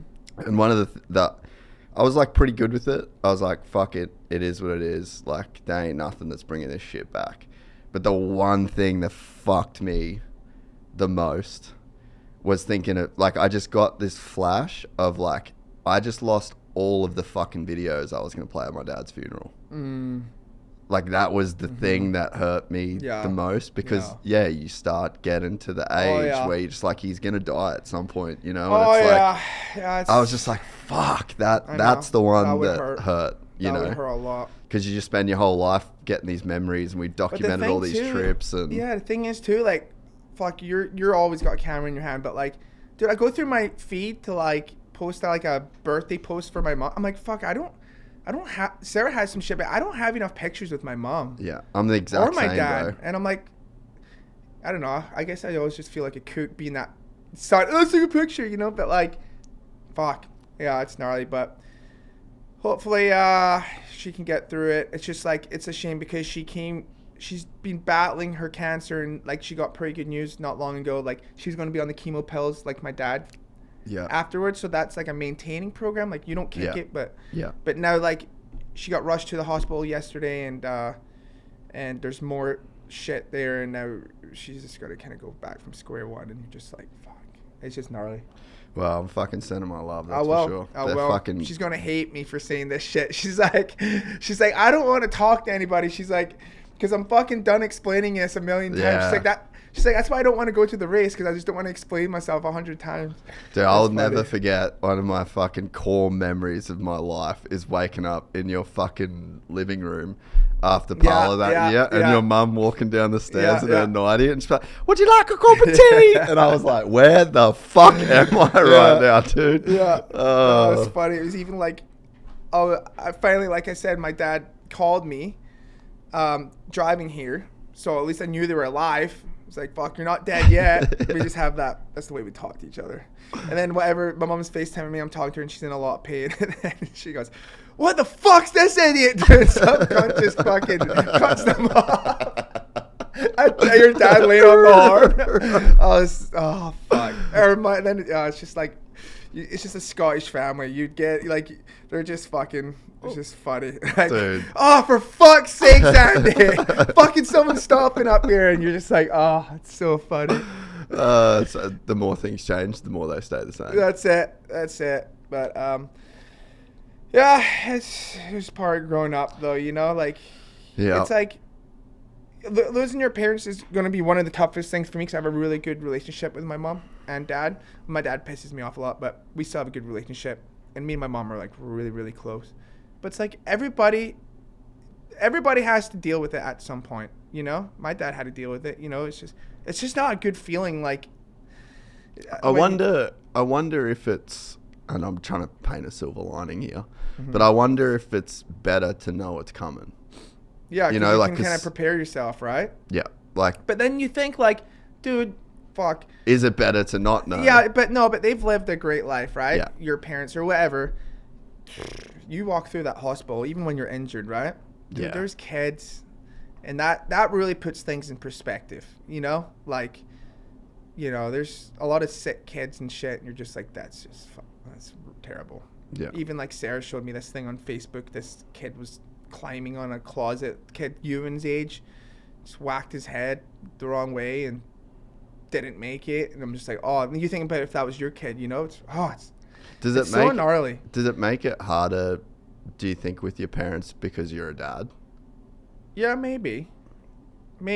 I feel like that would add a layer, because it's one of those things, like, we don't have kids yet, and it's like, you know, even I'm driving with Wes the other day, and we're just talking about, you know, he's talking about the kids, and they fucking don't sleep, and I'm literally sitting there being like, I can't give you anything. I cannot relate to this. And I don't even want to try, because I would come across as a fucking asshole. You know, like, just do this. Like, no, bro. So it's like, I think that's one of those things in life where it's like a vampire syndrome. Like, once you're a vampire, you're a vampire, and you could never know what it's like to be a vampire until you're a vampire. And I think kids does that. Because it's like there's a thing that you walk into this completely new existence. Yeah, you need to have one to know. Like, people always told me, like, you won't love something as much as your kid, right? So then I had the kid, and I was like, I mean, I love him, but what are they talking about? And it just grows on you. Like, holy shit, I've never loved something so much. Like, it's not really, fuck, I'll probably get some shit for this, but like, he sleeps in between me and Sarah right now. and fuck, he's getting big, right? Like, and he is. It's like I told Sarah last night, like we need to remember these times, you know, because before he's already getting so big, so quick, and I'm like, this won't happen, you know, for a long time, but he's fucking boots me in the face at night, like he kicks his legs, he's doing helicopters in the bed. I'm like, yeah, I can't wait till he gets in his own bed, which will be soon, so everyone relax. But he fucking, dude, there's one time last year, I was putting him down for a nap during the day, and he gets up like this, and I'm laying on my side, and swings his head, and he's got a fucking bowling ball as a head. He's a big swings boy. it back, cracks me in the nose. That's when you. Oh, he's giving you cauliflower. Dude, I felt my nose crack. I was like, you little bastard, you broke my nose. Like, dude, I like had blood coming out. I'm like, whatever. And he even like hurt the back of his head, right? And that was before Vegas SMX. I go into the Alpine Star unit. Yeah, I think my kid broke my nose. And then they did x-rays and shit. And then they said I just broke cartilage and I didn't break it. I'm like, no, it's broken. It's broken. Look at the bump. It's broken. But, man, it's just, you won't love anything as much until you have a kid. So, chop. Let's go. It's cool. It's like, makes life, you know, I'm like, what did I do before? Like, with all that time. Yeah. That's what I say to Anna, though, now. I'm just like, just chill. Yeah. Like, Enjoy that? it. Hear that? Yeah. Hear that? Yeah. Me neither. Yeah. That's how... The thing that's gnarly, but we have a very good system, is traveling with Ewan. Yeah. Dude, he's done 100 flights already. His first year, he did 45 flights, or when he was 1. So he's a really good world traveler, but we have a pretty good system. 1, do not fly to Australia on a 10 a.m. flight. We don't do that. Time. We've done it once. Yeah. And I was wrestling this little bugger on the seat for like 10 hours. Then he slept the last 5. You got to do a night flight. Keep him up. Night plane takes off. Then he's out for 9-10 hours. Wakes up. Then we're, can get there easy. But yeah, we have a good system, but it's just a lot with the baby seat, the stroller, OGOs, backpacks. Just a whole thing, bro. But that's probably why he has to sleep in between you guys, because you're in hotels so much. Yeah. How would you? Mm-hmm. Because you do one thing at home. Well, he was in the cot, but then Sarah tossed him in the middle of us once, and then it's over. But dude, I always cock blocking me. Yeah. You want a brother, motherfucker? Yeah, you need fucking to leave. Get out my room, mate. Yeah, you need a bounce, have some respect.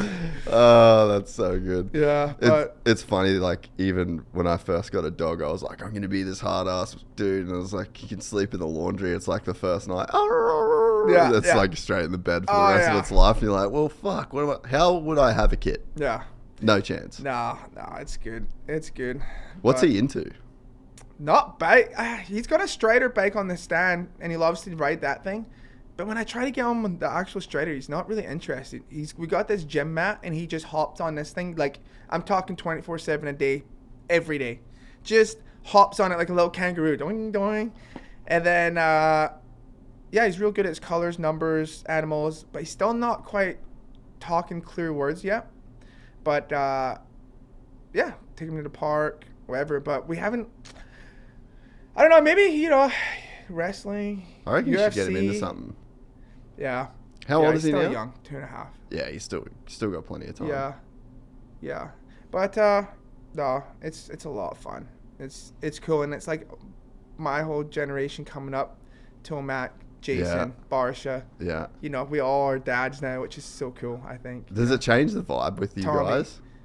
Yeah, I do. I think so. I think I like when we got like where we're at now, because we're not just like young kids. Like, there's just like a respect factor. I feel like you know what I mean. Yeah. Dad cross out there. Yeah. But I don't feel like Supercross has had so many dads before, or even Coop. Yeah. I don't think it has, like, at all. I mean, and it wasn't.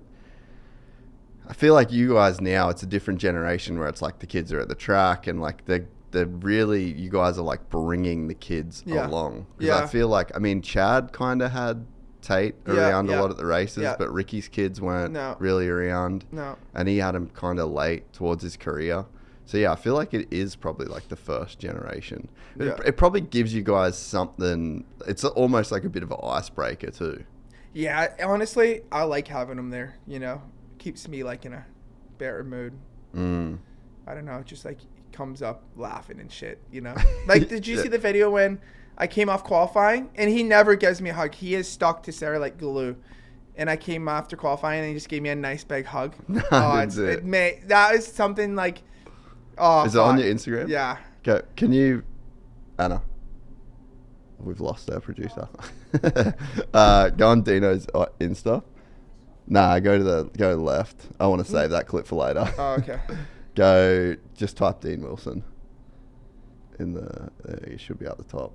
No, like this is something where you just like this is like scroll down. The best feeling in the world. Go down a little bit. Keep going. Keep going. Right there. Oh yeah, left, top left. Oh, look at the little guy. Honestly, the best feeling. This is better than a win right here. And he wouldn't let go either. That's so cool. Yeah, it's the best feeling ever.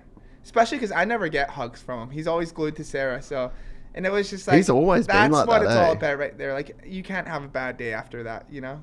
And it's like he doesn't care what the results are. No, he would have no idea. Yeah. No, he just wants his milk. Hey,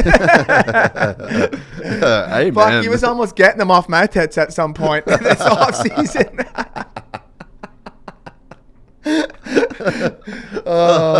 But it's good. I love it. That's awesome. Yeah, I want to see him in MMA. I need Deano the jiu-jitsu dad. The press box. You know, we can have some beers in the press box. I don't know. MMA is gnarly though. Fuck. We have the latest and greatest in the moto gaming experience with Monster Energy Supercross 2025, the official video game. Milestone, the studio behind the game, have rethought and redesigned some of the game's core mechanics from the ground up using Unreal Engine 5.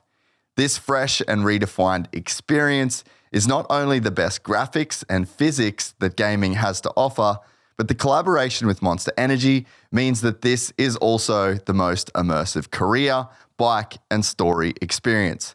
The ship has sailed for me, ever lining up at A1, so this is about as close as I'll ever come. The physics are totally new, built from scratch, ruts change throughout the races, and the AI actually adapts to how you ride. Not only that, the new career mode is addictive too. It's fully dynamic so that every season is different, and for the first time, they've packed in the full 2025 championship, including SMX, and we even have two strokes. Plus, it's full cross-play, so you can battle your mates no matter what platform they play. It really is amazing how good the gaming experience is right now. Monster Energy Supercross 2025 is in stores now on PlayStation 5 and Xbox Series XS. Yeah, I feel like jiu-jitsu is the best sport for it because like you can make a good living in that shit now these days if you're like one of the best and you just don't have to get punched in the face.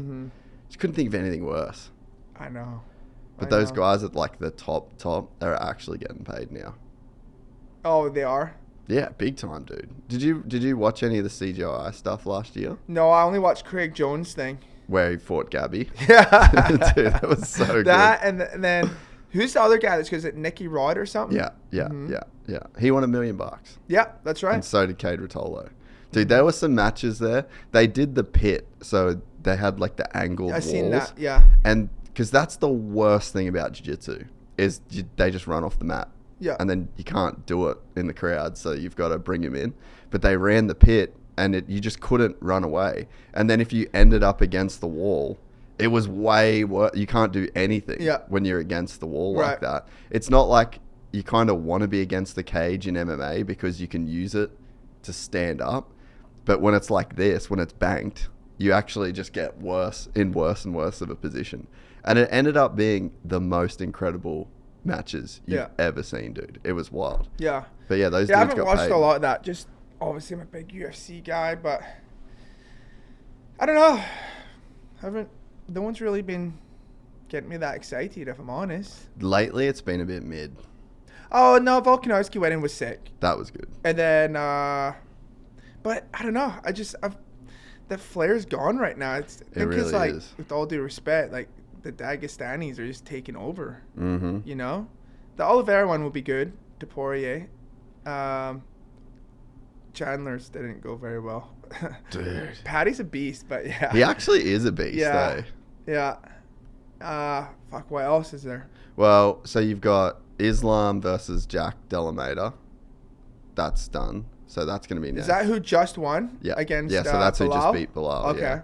Aussie guy. Yeah.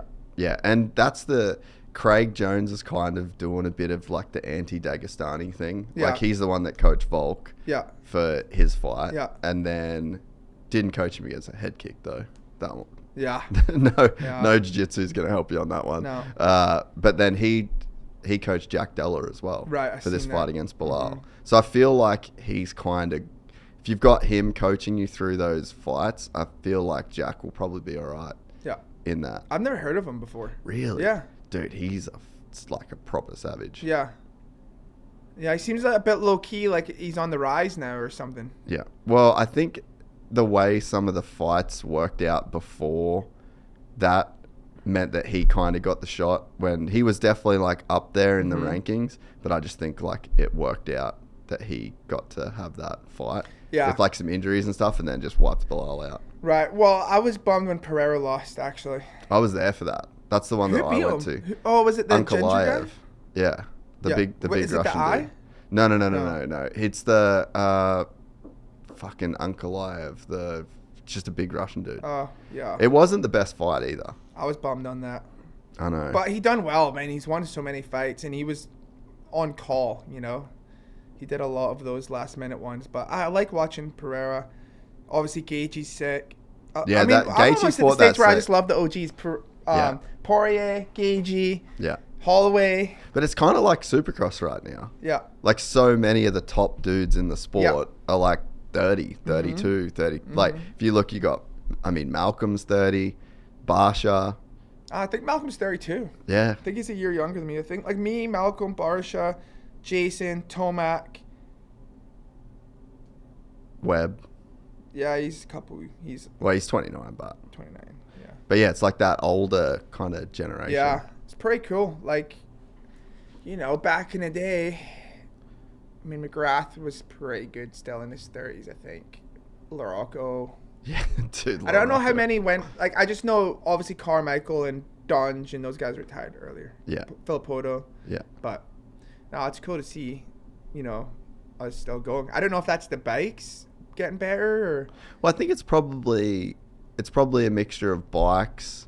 It's probably a mixture of just training programs, and you got to think too, like the level of compounding in terms of fitness and bike time and riding, and like you guys that have gone this long, like you said, you can just grind it out through a couple of weeks and you can race.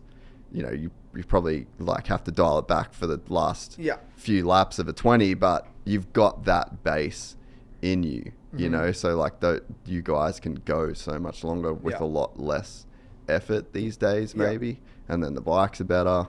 But yeah, I think it's also just a bit of like a cultural trend. Yeah. Like you think about how much money that Villo made. Like he literally just said, like, I retired because I had a number in my mind that I needed to hit. Like he built this whole financial plan around this number, and then he got it and was like, oh, all right, I'm out. Like, I don't know if you saw videos of him riding Glen Helen, but Jesus Christ, he still rips, bro. Yeah. No, he does. Fully rips. Yeah. Yeah. It's even funny. You'll see old Chicken Matasevic still out there riding. Yeah. But, those guys made some good coin for sure. So, yeah, maybe there's that too, to where it's like you kind of just could retire at a younger age. And just never have to work again. Yeah. Not a bad plan. But I agree that the UFC is kind of mid. They reckon Dana's going to step down. Really? Yeah, I seen he was doing some boxing stuff now. He's going to get involved with the Saudi boxing. Boxing. Yeah, and Power Slap. What do you think of Power Slap? I'd rather see some dudes really go at it. Yeah, I don't know. I've never really. I thought it was funnier like when I was younger, but now when I see it, I'm just like, it's not my cup of tea. I wish there would be some bigger fights. I mean, if they invited me to a Power Slap, I would go to one. Yeah. But I don't know. UFC's hard to beat. It's been weird since like the whole Conor thing. Like he just brought it to another level. He did, didn't he? Just like the some fans, of those lead ups. Even like think of all the Irish fans like in the hotels. Like I didn't even go to the fights, but I just seen videos. In the hotels, just hyped up. It was like pandem. Ole, ole, ole, ole. And it just, it was insane. It was just a different time. How crazy is his downfall, bro? Oh, that's tough. That's been a tough one to watch. That's a tough one for me, dude. Yeah. Cocaine's a hell of a drug, bro. Yeah. Hey, he won't be the last guy that's been ruined by that. I just seen he's like saying that he's gonna well, you can't believe a word he says. No, it's over. He knows how to play with the fans, right? Keep the stock up there. Because you think of it, because I was like, dude, why doesn't he just say I'm done? And I think everyone would be like, all right, everyone would be cool. Sick. Yeah. But I think the minute he says that, I think all his companies and his stock goes down. I think when he keeps the fans on limbo, we're on a simmer. Pot's just set to simmer. Every year he's gonna be like, I think I've got a fight, cooking up, and then because it was weird. Oh well, he had that rape thing, but the Chandler one looked like it was actually gonna happen at the press conference, and remember he didn't show. Yeah, I was like, what the hell? It's weird. Crazy deal, dude. It sucks. I mean, oh man, Prime McGregor would get me fired up, dude. Just like that, when he was just so committed and dedicated, and just like he's doing, as Diaz would call it, touch butt in the park. Remember that guy? yeah, doing kicks, taking out candles and stuff, blowing out candles with his yeah. But that's like he was so all in. Yeah. At that one point in his life, and it was like no partying, no drinking, no, just lived this like monk. Just a ninja monk. Oh, it was sick lifestyle. But I get it though. You can't withstand that. Yeah. You can't withstand that. But he definitely fiddles with the fans. Like I just think if you're done, just call it. You know what I mean? Like, fuck. But it's just the problem. This is the problem. His era was so good. People just have a hard time letting it go. Yeah. It was so good. Yeah. Oh man. Even the McGregor Mayweather fight. Yeah. Dude, one of the best lines ever is when he says, "What the fuck you got a book bag for when you can't even read?" Yeah. He had so many good one-liners. Off the cuff, bro. You're just like, you're actually a genius. No, like it was just off the tip of the tongue for him. That he had the gift of the gab, Yeah. Like I remember he was doing the interview, and it was like Nate Diaz was in the other room. And he's like, "Why don't you guys count to 10?" And then he's like, Diaz can't even count to 5. But having the skills to then back it up too, because like at one point in time, he was a beast. Yeah, just a complete beast. Oh yeah. No, he was unreal. But it was just that come up that was so inspiring, It was so sick. He just was in the gym 24/7, and even when he lost the first Diaz fight, that one, as a die-hard fan, dude, that was a hard one to take. But then he came back and he slugged it out and won the second one. That was good. It was good.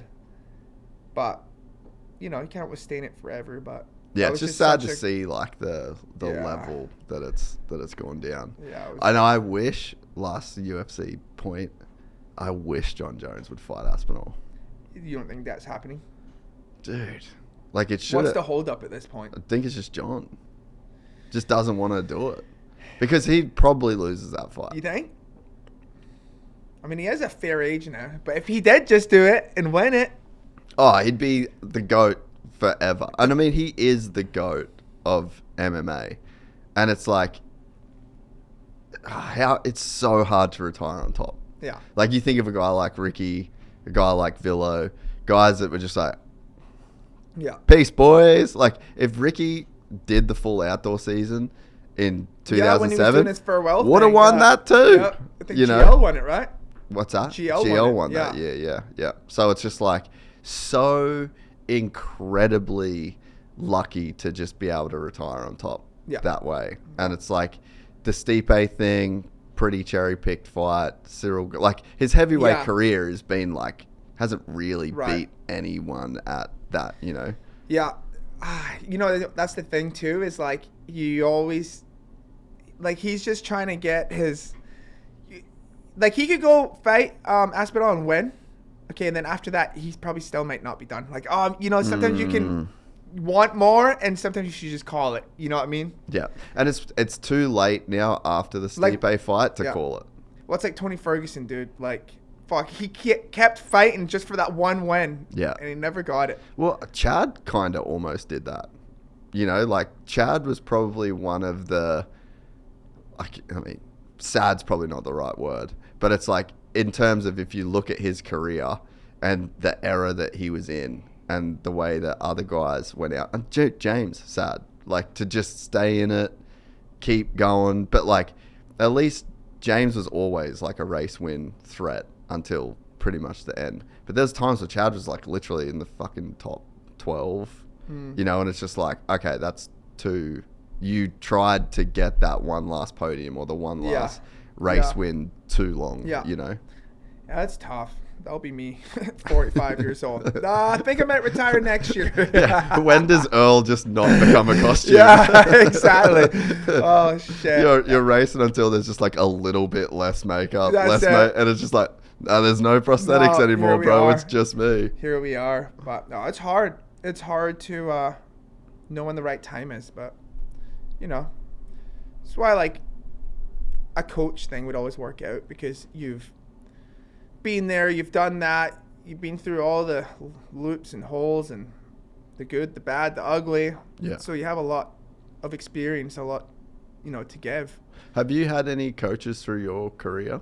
Yeah, I had who'd you work with? I don't really when remember. I was coming up through amateurs, and then my first few years pro, I had this guy Sam. He was a really big help. Oh yeah, Big Sam from the UK. Yep. Yeah. I remember. And then after that, I worked with Rhino for a bit.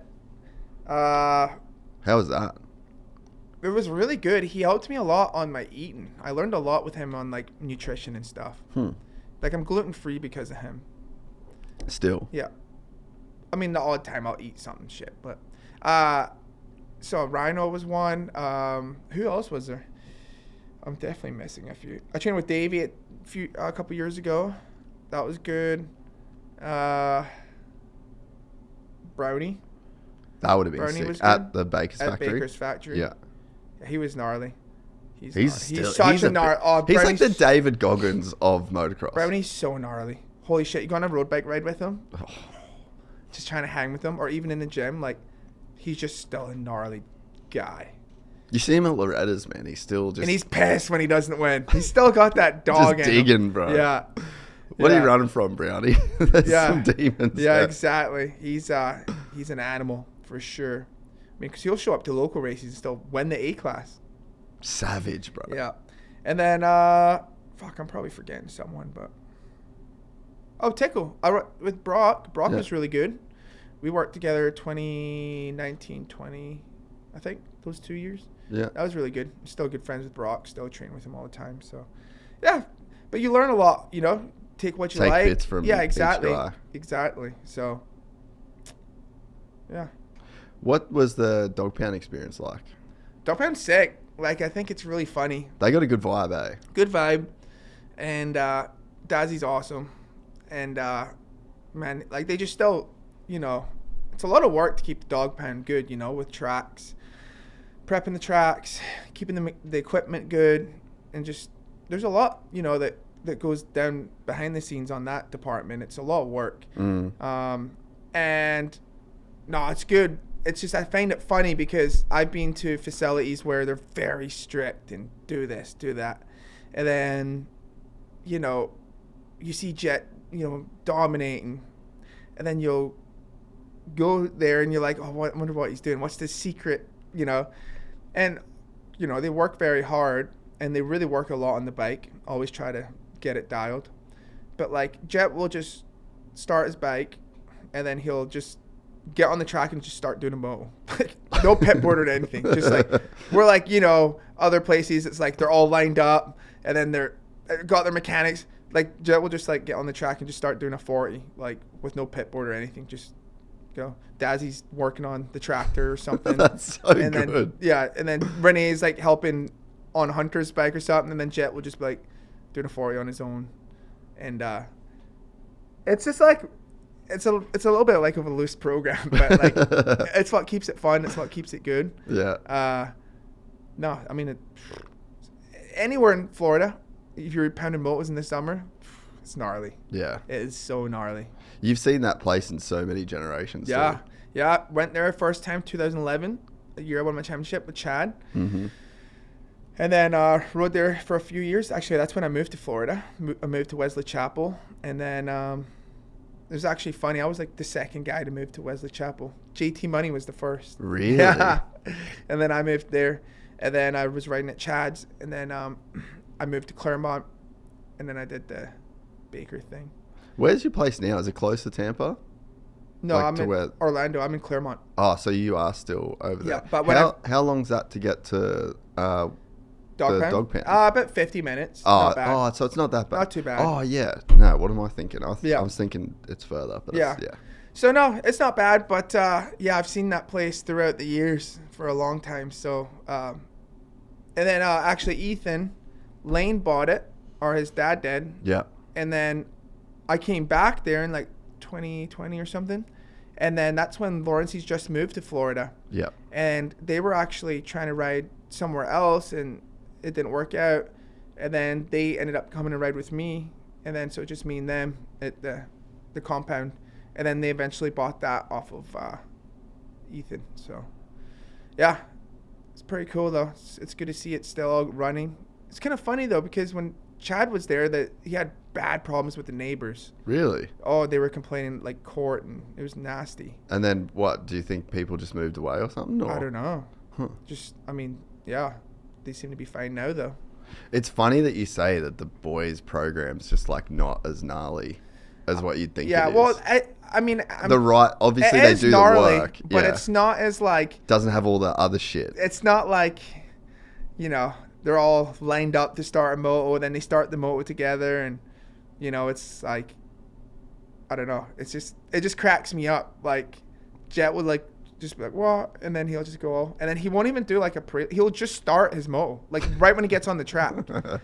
It's funny, but no, it's pretty cool. It's pretty cool. They're doing really well. I reckon Tate would be responsible for like a lot of the vibe too. Yeah. Like yeah, it would be very hard for shit to get too serious Yeah. with him around all the time, because no matter how serious you want it to be, like he's going to interject himself into the conversation in the most unserious way possible. He cracks me up. He Everyone is loves hilarious, Tate. He bro. catches some shit from all the boys too. Oh, dude. They just, they give it to him. But no, it's funny because he does quite a few jobs. He like, does, he's dude. Jobs to empty the bins, take the bins out, preps the track, or I wouldn't say preps him, like, but, you know, drags the bar around the track, and he's got quite a few jobs, so it's pretty cool, keeps him busy. But he's just funny. He cracks me up. Hilarious, dude. Like, one day he showed up and, like, he let, like, someone cut his hair and, like, had this stupid haircut. We're like, what are you doing? And everyone just loves him, and everyone looks after him good. Even, like, at the races, you know, KTM. He's wearing a KTM shirt. Next minute, he's wearing another jacket. But, no, it's funny. Like, I'll be, you know, there riding, and I'll be having a water, and he'll ride by. He'll be on a little mini quad with a helmet on. Then 20 minutes later, he's on the tractor. Then 20 minutes later, he's on a pit bike. Like, he's got all the toys. Yeah, but the compound vibes are good, you know. Everyone there is really cool. And, it's good. Style, lucky to ride there for sure. You think Jett wins outdoor title? I think so. I think so, yeah. I think so. I think he's just going to be hungry. Mm. You know, he's been out, he's been watching everything, and that just fires you up. Mm. But I think Chase has some momentum on his side right now. I think Chase is going to be tough. And then Tomac's coming in. You forget about that, or I did at least. He's going to be fired up too. Mm. So it's cool. I'm glad to be watching. I'm glad to be watching. Are you going to go? I think I'll do what I did a couple years ago. I'll watch the first motos. And then dip. And then dip, because I don't want to sit in the traffic. It's so brutal, Yeah. bro. Yeah. But I don't know. I want to watch some good racing. The 450 field is actually pretty deep outdoors. We were counting the other day. There's like 13, 14 good guys. So it'd be good to watch. Yeah. What makes Jett so good, like, from being around him? Obviously, he's just his foundation, is really good on the bike. Like, I don't know. He's just got this, like, his body structure and everything. It's like it's almost like when you think of, like, do you remember, like, this actually reminds me of two things. Remember, like, a Prime McGregor? Remember his, like, the way he, like in his body? And do you remember when Roxon was on fire in 2017 on his Honda? And he had a really, like, good foundation? I don't know if you remember that, but, like, it was, like, that's what posture. Jett reminds me of. Like, he's just so light on the bike and, like, so talented, hungry to win. So, and I can't even say half the shit because, you know, all my friends are going to see this and be like, quit glazing Jett. Oh, mate, you've entered the Glaze podcast. The Glaze house. Yeah, you can't say anything. All the boys get upset, but he's phenomenal, you know, and the level is just insane now. Like, Chase is phenomenal. Tomac's phenomenal. Just the level is so high. Like, I struggled at Denver, so that's not a great example, but I was trying to do my qualifying laps behind Chase at Denver. And I'd start. Why? Then I'd hit the triple and like, dude, I'm trying so hard, and he's just like, fuck. By the time I like go around the corner of the finish, he's already like done his lap. I'm like, fuck, I don't know if this is even good for me. Oh shit. I did it like 3 or 4 times. It was the same result every time. Maybe this one will be different. But I struggled on that track. But, what do you even ask for at that point? Like, you just come in, they're like, what do you want us to do? No, I told him. I was like, well, I really struggle on my left-hand corners because of my knee. Yeah. I don't lean the bike. And there was this like 2 lefts on that track that I was just horrible at. But no, I just think the level's so high. The level's so high. And like the level's high and the fitness is high, you know? When they're in, you know, make it all 3 of them start 1, 2, 3 at Paula. They are going hard to the checkered. You know, the fitness is insane. So yeah. I'm frothing for that. Yeah. I want to just see some good racing. I just want to see all the boys together. Like the first few races of this season was insane. Yeah. Like the A1 main event. Yeah. Tomac going down, but Tomac looked good all day. And like even when he was in here, I was just like, dude, you don't drive to do a 3-hour podcast the day before the race. Was that on a Friday? It was Thursday. Oh, okay. The day before the press and all. Yeah. I was like, he is fucking feeling it. He knows something that I don't know if he's here doing this. Yeah. You know, and he was ripping, bro. Yeah. And like everyone was into it. Like, I don't know, were you at A1? No, I was in the UK. Bro, the second quali, Jett always does his last lap heater, right? He's so good at timing that. Clock's at 0. Jett's pretty much the only one on a heater. Tomac's at the top of the board. Jett second. And the crowd lost it. Yeah. And it wasn't a full stadium, but it was so loud, like the energy, you know? Yeah. And then for him to go down in the main, Jett struggled, Chase wins. Then you go into San Diego. San Diego might have been... I've been to a lot of Supercross races. Like, I was there the year Chad and James were getting into it at Atlanta. That is my benchmark for the most into it, like a crowd has been. Yeah.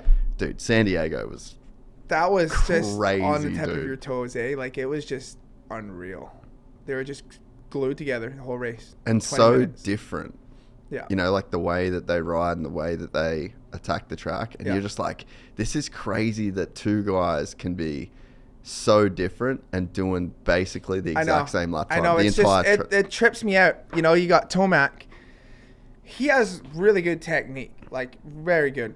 But you've seen it compared to Jett. It's like, you know, he's like bending the bars on that thing. Just, you know, like it. I think you've talked about it before, but Charlotte SMX. Oh, dude, he's fucking going down the start straight, right? How good and was then that? It's like music. You can have like, I don't even know, just heavy metal. And then you could have like ballerina music when Jett goes by. You know, it is wild. But yeah, watching them two, it's just 2 opposites. But it's fun to watch. And they just really hit the same lap time. Yeah.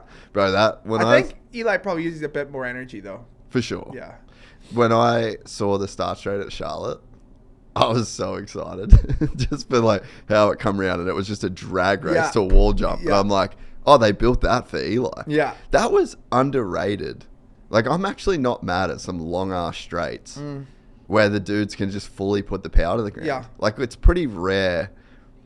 In motocross, you obviously have it, but it gets so rough and bumpy that it's like, it's not just a drag race. Yeah. But just at Charlotte, to just put a big old section where you can just hold the thing wedged. Yeah. That was actually pretty cool to watch. Yeah. No, it was pretty cool. I mean, I wasn't a fan of that track. But as a fan, I'm sure it was cool to watch. But yeah, you're talking about that like flatland jump coming into the stadium, right? Is that the one you're talking about? So, remember how you went over the middle of the track? Yeah. But it was before the finish line, wasn't it? Yeah, it was like you And you had just that, like a sent it? flatland jump, and then you had a ski jump, maybe another ski jump, left, straight down, right, straight, then the finish, wall, then the finish. Remember? Nah. You don't remember like the flatland jump, like Yeah, flat. You jumped like a wall jump, yeah. and then you had the finish line jump after that. Well, yeah, that was the wall jump, yeah. But there was like a double flatland jump going into the stadium. Into the stadium. Yeah, yeah. Yes. And then you go around. Yes. Yeah, But no, that flatland jump, like, it's not great for me. Really? Tomac must have some knees on him. That boy's not had downside since 2008. I would love to have his knees. Holy moly. He loves a flatland. Fuck a down ramp is Tomac's official statement. Man. How about he apparently tested a KTM? Oh, really? Yeah, I was actually talking about this with some of my friends. It's so interesting, and it's such an insane position for him to be in. Isn't it? I can't even believe it. You win races, crowd favorite, championship contender, and we don't have a yummy ride? I know so much, so I don't want to say too much. Yeah. But I think that they were thinking that there was a lot more on offer. Right. Because you had like the Triumph thing and the Ducati thing, and it's like both big money brands trying to get in. Like, I just don't think the money was there. And then at this point, he's so good on that Yamaha. That's what I'm saying. He's so comfortable. One of his best years in a long time. I'm not here to give guidance, but like it does all make sense. I would fucking probably take a little less money and be on that bike because he was riding so well on it. Dude, think about what Monster would pay him a year. You know, like just the check from that. I put this out to anyone that would listen that was like in the situation. I was like, dude, tell him a 10-year, $300,000 ambassador deal. You got to show up at the photo shoot every year, and you got to do a Blue Crew race. But you get a check for 300 G's every year for 10 years. Just championship bonus because they can insure that on their end, and bonuses, and just stay riding the bike. Yeah, I don't know. But I just think the window closed. It's just a crazy, like, it's just like he's only got a year or two left. He's riding so well on it, you know. Just to jump on a different brand, even bike that's not been raced before, just doesn't seem like a great idea. Obviously, the KTM option's there. The bike can win races. But just, I can't picture him on a KTM for some reason. Dude, Red Bull KTM. It's crazy. It's like McGrath. Remember McGrath? Except the KTM was a bit different. Yeah. But, yeah. It literally is, bro, because he came from Yamaha. Yeah. The most dialed Bud Light. What was it, like 02, 01? What year was it that he did that? 03, he went to the KTM. Was it 03? So the end of 02. End of 02, YZ250, bro. Yeah. Are you kidding me? K-Arbor suspension, Bud Light on. To a KTM. Yeah. Lasted, 2 weeks at the test track? Yeah, not long. Different situation. But it's like, that's the same level of change that he's about to go through. Yeah. Like, unreal that's not an option. That's crazy. And who else is up? AP re-signed. Well, who's that? AP. Yeah, AP re-signed. Vial has to go to 450. Yeah, that's another crazy one. KTM's got to keep him though, right? Like he's won them 2 championships. Yeah, and I'm pretty sure Chase is out. Yeah, I think he's on Cowie. To Cowie, yeah. So it's good job there. Yeah, so that's like the biggest linchpin in this whole thing, is that then you've got Chase that's going to change brands again. Yeah.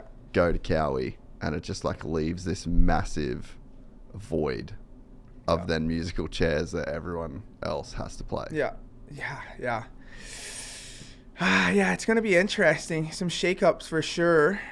Yeah, Chase Cowie. And then he's got Prado there. Malcolm. Yeah, well, I heard he was going to go to Triumph. But they were trying to get Rockstar to sponsor the team. But I don't know if that's happening. And then I don't think that Husky wants to let him out of the contract. Right. Because he has another contract. Mookie going to FXR was like really random. Yeah, what did you think of that? It was weird. I was like, I thought they were like, Seven was family. I just wonder what Seven's doing though, you know? Did like James sell his shares or something? I actually have no idea. Yeah, I have no idea. But surely Malcolm, like, he had the best year of his career. Yeah. Super. That win at Tampa was cool. Dude. I don't think there's anyone that wasn't stoked for him.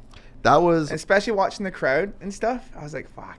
In a way, I was like, oh, I wish I had one of those moments, but I was pretty cool. And I loved the TV. Yeah. That night. Like, James is in the booth. Yeah. You could see, like, how much Ricky was, like, aware of the moment. Because Ricky's like, dude, go. Like, go down there, be with your brother. And, like, that whole thing, like, the emotion that created, that, to me, created, like, some of the best TV of the whole season. Yeah. Oh, it was good. Know? Everyone was just hyped. We're lucky to have those guys like Malcolm, though, and AP. Like, I always scratch my head after I talk to AP, like, just like, how is he just so cool? So happy. How are you happy all the time? Like, dude, I love AP. Like, dude, he's just such a good dude. But, like, how are you so happy all the time? This guy's just, dude, smiling cheek to cheek every time I see him, you know? I kind of think the same about you, though. No, I can be grumpy. I've very rarely had a grumpy encounter with you, though. No, I have my ups and downs, but AP is just, fuck, I seen him at the after party Salt Lake. It was my first drink in like 3 months. And, dude, this guy couldn't smile any bigger all night. He just cracks me up. He's got his own shoes on, like some gym shoes, pair of baggy jeans. Oh, just hair, mullet hanging out, just happy as Larry. He's funny. He went through a bit of a roller coaster this season too. Yeah, I did. And Isn't that crazy? He came out of it. Man, that's the thing. That's the thing that's cool about this sport. Is like, man, you can be in a deep hole like he was, like struggling. Like bad. And then just keep chipping away. And then, like, it's almost like there's like this meme where, like, it's like the guy with the hammer, you know, and it's like just as you're about to give up is like where you're gonna break through. You win a heat race, you get a whole shot. Yeah, then he knocked out a bunch of podiums back to back. Then got himself a ride. Some heat wins, re-signed. Yeah, that's why it's important to be good at Supercross. Yeah. Most of the deals are done before outdoors for the next year. Oh, bro, no one is doing a deal right now unless you're Jorge Prado on outdoors. Yeah. Like, nobody. Yeah. Yeah. So many deals get done during Supercross. Did you hear the press conference at all at Salt Lake with Coop? Probably not. No. There's a guy. Dude, I felt so bad. There's a guy, the first fucking question to Coop, this guy basically starts asking him about outdoors. And like, he's like, all right, so you've won the title, but now you've got to shift. And I'm literally sitting there going, next question. I did see that where he's like, I'm not talking about it. Then Coop, shout out to Coop for just not answering that shit. Yeah, But Coop was just like, I don't give a shit about outdoors, bro. Yeah. But that's the truth. Like, literally nobody is doing those deals. And surely the sport's going to change over the next little bit to where there's less and less outdoors. Yeah. I tell you what, having the SMX back in Vegas was pretty cool. It brought back like that old school last day of stadium. School vibe. I don't know. It was just because the thing that's cool when they have a race in Vegas, you have so many foreigners and Euros and people from the UK like fly over because they get a trip out of it. They do a Vegas trip and they watch Supercross. Yep. It's perfect. Yeah. Because it was cool to see. It just gave me like that vibe when you know when you can just spot the Euros from a mile away in the pits, like white shorts, white shoes. Real short shorts. Yeah, red as fuck. Yeah. So sunburnt. Yeah. And they're just happy as Larry walking around the pits and like, I don't know, it just brought back that like, you know, Vegas Supercross vibe. What was SMX like for you from a money perspective? Like, did you end up making a bit out of it or did you not have a sore a good run? subject. Really? I was 9th overall and my fuel pump went 2 corners to go from the finish line. Oh. Yeah. What did that cost I could you? see the checkered flag waving. No. Yeah, I think it cost me like 25, 30 grand. Which ain't. Not terrible, but That ain't chump nice. change, bro. Yeah. Would have been nice. That's a new Civic. Yeah. Yeah. I couldn't believe it. Couldn't believe it. I was coming. I've never had one. Yeah. Dude, last lap, coming around, and then I get to that, that real fast back section? Yeah, yeah. And I thought I was running out of gas. Blah, blah, blah, blah, blah. I'm trying to milk it. I get to the sand section. I'm like, no, come on. I'm trying to just like milk it, and fucking, yeah, it died. Then it wouldn't start, and I couldn't. I'm just sitting there like, you're kidding me. Pissed me off. I was not a fan of SMX at the start. I was a bit of a hater. Yeah. But I really liked it. Yeah. At the end of it. Yeah, I think it's good. I mean, it's just good. I was actually thinking about this. SMX wouldn't have existed if World Supercross didn't happen. No. Is that true or no? Completely true. Okay.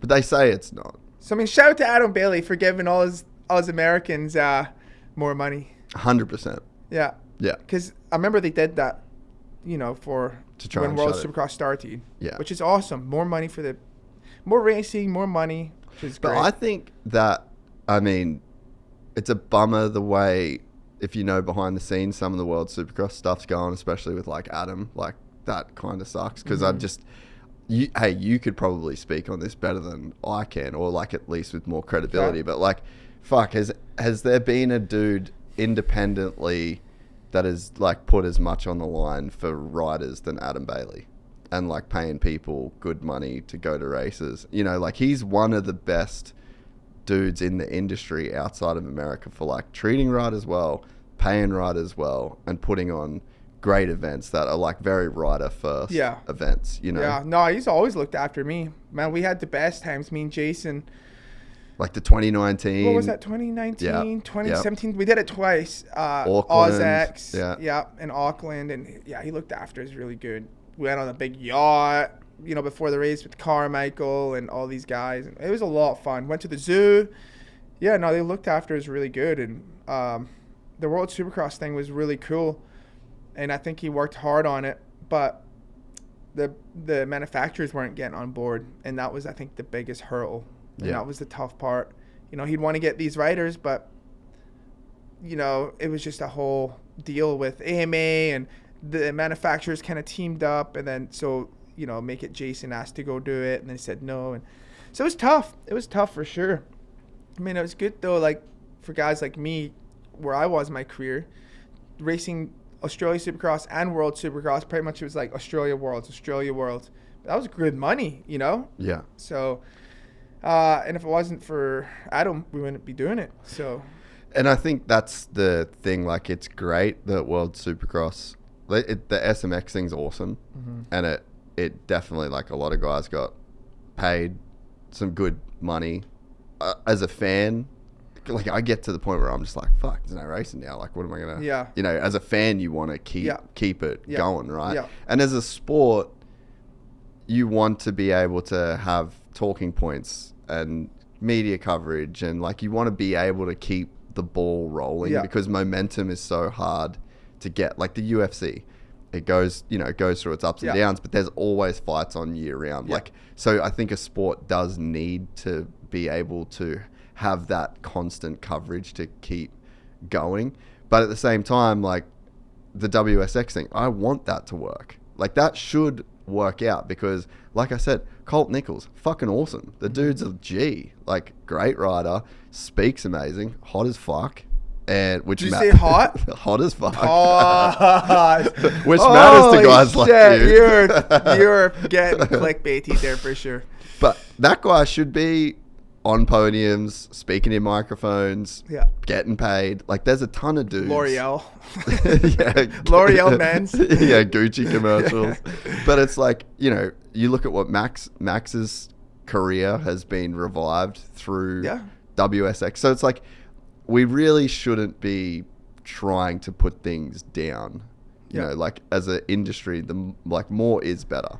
Mechanics need jobs, suspension guys, like there's a lot of pieces to the puzzle. And you I'm probably just gonna go off topic here, but dude, I got to give a shout to mechanics. These guys do not get enough credit. Holy shit. So, you know, obviously I've been around for a long time. And Cam, who's Hunter's guy, and Ben, they live next to me. And they got to drive to Torrance. Dude, for people that don't know, I drove there with no traffic. It was like just hour 45, maybe 2. With no traffic. And I as soon as I was driving, I texted Ben and Cam. I said, I do not know how you guys do this. And then add traffic on that. Whoa, dude, it is gnarly. These guys work so hard, and the hours they put in, it's like they don't really get a lot of credit, you know. And then even after the race, you know, they're tearing down the tent, and then the next day they're doing a bike build, and then they go home, and then they chill, or they get 2 or 3 days at home, still have to go to the shop, and then they fly out like Thursday. It's gnarly. It is a crazy grind, bro. Yeah. And there's a lot of those in the sport that don't get like a lot of recognition, like even Alpine Star Medic crew, Dr. G, dude, his hasn't missed a flight or a race in years. Yeah, and he worked full time during the week, and then I mean Navarro's same good thing, but like, dude, I don't know, I just respect a lot of people that work hard, you know, and those guys put in some effort, you know, like same as the medic unit, you know, Doc Bodner, dude, he's been doing this. I remember hearing Doc Bodner's name when I was a kid in Supercross, like they've been on the floor that long, you know, and Dirtworks. Like, dude, that Corey 100, do you follow? No. Anyways, whatever. They're just like, especially when they get mud races. Well, and it's like as soon as, like, I'll walk out sometimes from the press conference to just go and see the track. Yeah. And it's like gone. Yeah. The press conference is just, I don't blame them. Bro, those guys are sleeping through the day. There'd have to be shifts of them that are sleeping through the day, and then it's like, main event's done. Dude, I'm it's getting so up gnarly. And ripping it down. That shit's gone by the next day. And then they're just to the next race. On to the next. And then even after Salt Lake, he was in Pittsburgh back at that stadium for Monster Jam, which I think would be a lot easier. Yeah. Right? Just lay the dirt down and fucking line up some cars, I guess. I don't know.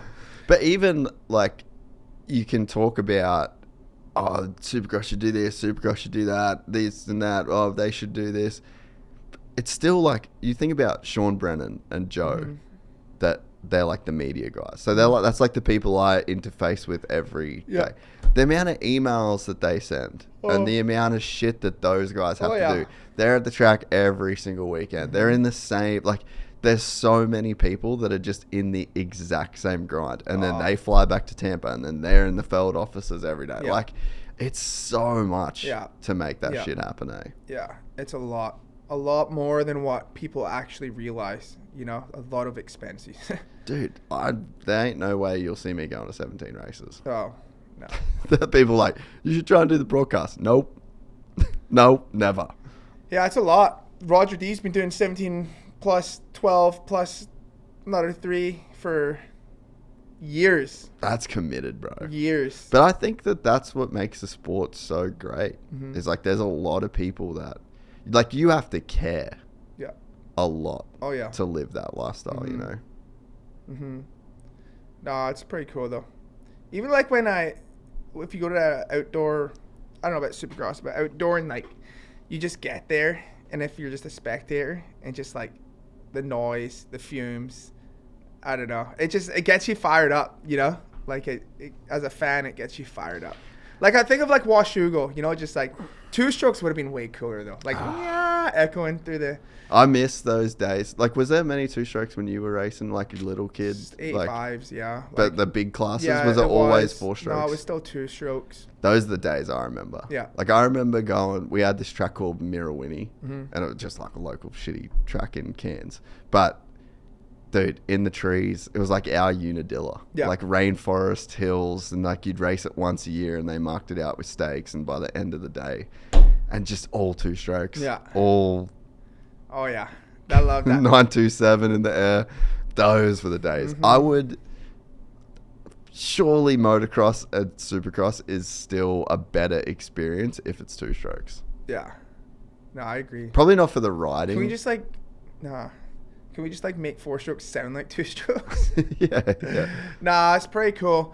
Yeah, two-strokes were just... I think we're starting to get old, mate. We are just talking about two-strokes. Yeah, this whole podcast has been good. Back in our days. This is showing our age. But, no, I just remember, like, even, like, I would get nervous when I was a kid smelling, like, a certain, like... type of fuel. Yeah, type of fuel. Yeah, the good old days. What's the level like back in Australia at Supercross now? Because I feel good. that series is, like, slowly... Yeah. Yeah, no, it's pretty good. Like, Luke Clout's really good over there. He's a good starter. Tanti was pretty good. Jed's starting to really figure it out in Supercross. He'll be good this year. Isn't it wild that he just never raced Supercross and he was that good this year? Yeah. It was pretty much his first year on Supercross. Yeah, and he's really good. His brother's really good, though. Ross is a big help. Because I rode with them quite a bit. Oh, you did? A lot of fun, yeah. Yeah. I went to their track and rode with them, and dude, there was days that were like, he was faster than me. I couldn't do anything about it. I tried. I was like, dude, you just got me today. And then I would get him on the weekend. But who else is there? I mean, Mossy, real good. I don't know if he's done or not. You think he comes back again? I'm not sure. Bro, how long has he raced for? He was racing for JDR in 2012 when I was here. And he'd already won, like, every single championship in Australia. Yeah. Multiple times. That's what I'm saying, though. It's just, sometimes that's all you know, and it keeps you sane, you know? Wake up with a purpose and a drive. It's like, I get it. I used to be like, why is he still going? I'm like, probably because it mentally keeps him in a good spot, you know? So, but yeah, I don't know who else, really. I'm probably missing something. But the actual series, like, you can feel, like, the levels getting higher. Yeah, for sure. I feel like they're riding pretty good, you know? When me and Joey raced it, there's races where he wouldn't even get second. You know, there were shorter races. Yeah. There's races where I wouldn't even get second, you know? Because Luke is pretty solid in Supercross. Yeah. Super solid. But no, it's getting better. The series is a lot of fun to do. Like, I love going there and doing it. How many rounds was it last year? 5? I think 5. Yeah. I think. And was the vibe good, like the stadiums and the... Well, what was cool was the Adelaide one. Yeah, because the track was small. It was at the Supercars, wasn't it? Supercars. Yeah. So it was cool to check that out. Yeah. And we actually got to get right in the car. Oh, really? Yeah. It's pretty cool, eh? Oh, yeah, it was cool, but I get motion sickness so bad. And I think I want to say it was Matthew Payne, the guy that I rode. I think it was a Pentrite car. Yeah. I could be wrong. Anyways, we get in the car, and he's like, oh, I've been a fan of you for, like, since I was 9. I'm like, oh, fuck, here we go. He's going to, like... He's going to really dip in. Dude, holy shit. We went so... Like, my feet were pressed against the thing. Really? And he was, like... He went hard for 2 laps.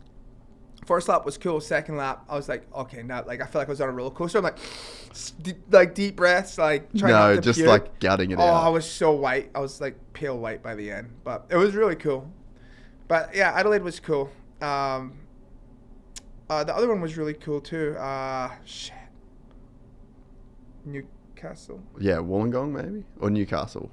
It's right on... The stadium was right on the ocean. Is it Wollongong? Is that where Volko was there? Yes. Yeah, so that's Wollongong, yeah. That's a beautiful town, dude. That was cool. I just can't stand driving in Australia, dude. I don't know how you do it. I can't Really? stand it. There's cameras everywhere. Oh, you can't do shit, America bro. is such a free-for-all for when you're driving. Yeah. Oh, there, like, even in Melbourne and everything, it's like, dude, you literally can't speed or you're 100% getting a ticket. 100%. Oh, even if you're like, someone told me like if you're like 1 or 2 over, like. Dude, I've got a ticket before for 4 kilometers over, which is like 2.3 miles. Yeah, it's insane. Like, it takes me forever to go anywhere because it's like I gotta just stick to 100 or sometimes. Then you get into the set, then it's like 80. How's the anxiety that you feel? Oh, it's so painful. Just this is me in Australia. Yeah, that's me. and then like I'll have someone ride my ass. Yeah. And pause. And I'm like, dude, you can't go any faster. Why are you? I don't know. Why are you pressing me, I don't bro? know the cheat codes over there. Like I just. There is none, dude. Like you just. It's so frustrating. It is crazy. I love driving here. Because I was like, oh no. I was told I was getting my hair cut there once. I'm like, I can't stand the speed limits here and all the cameras. There's so many, even phone cameras. You know? Yeah, you can't use your phone. No.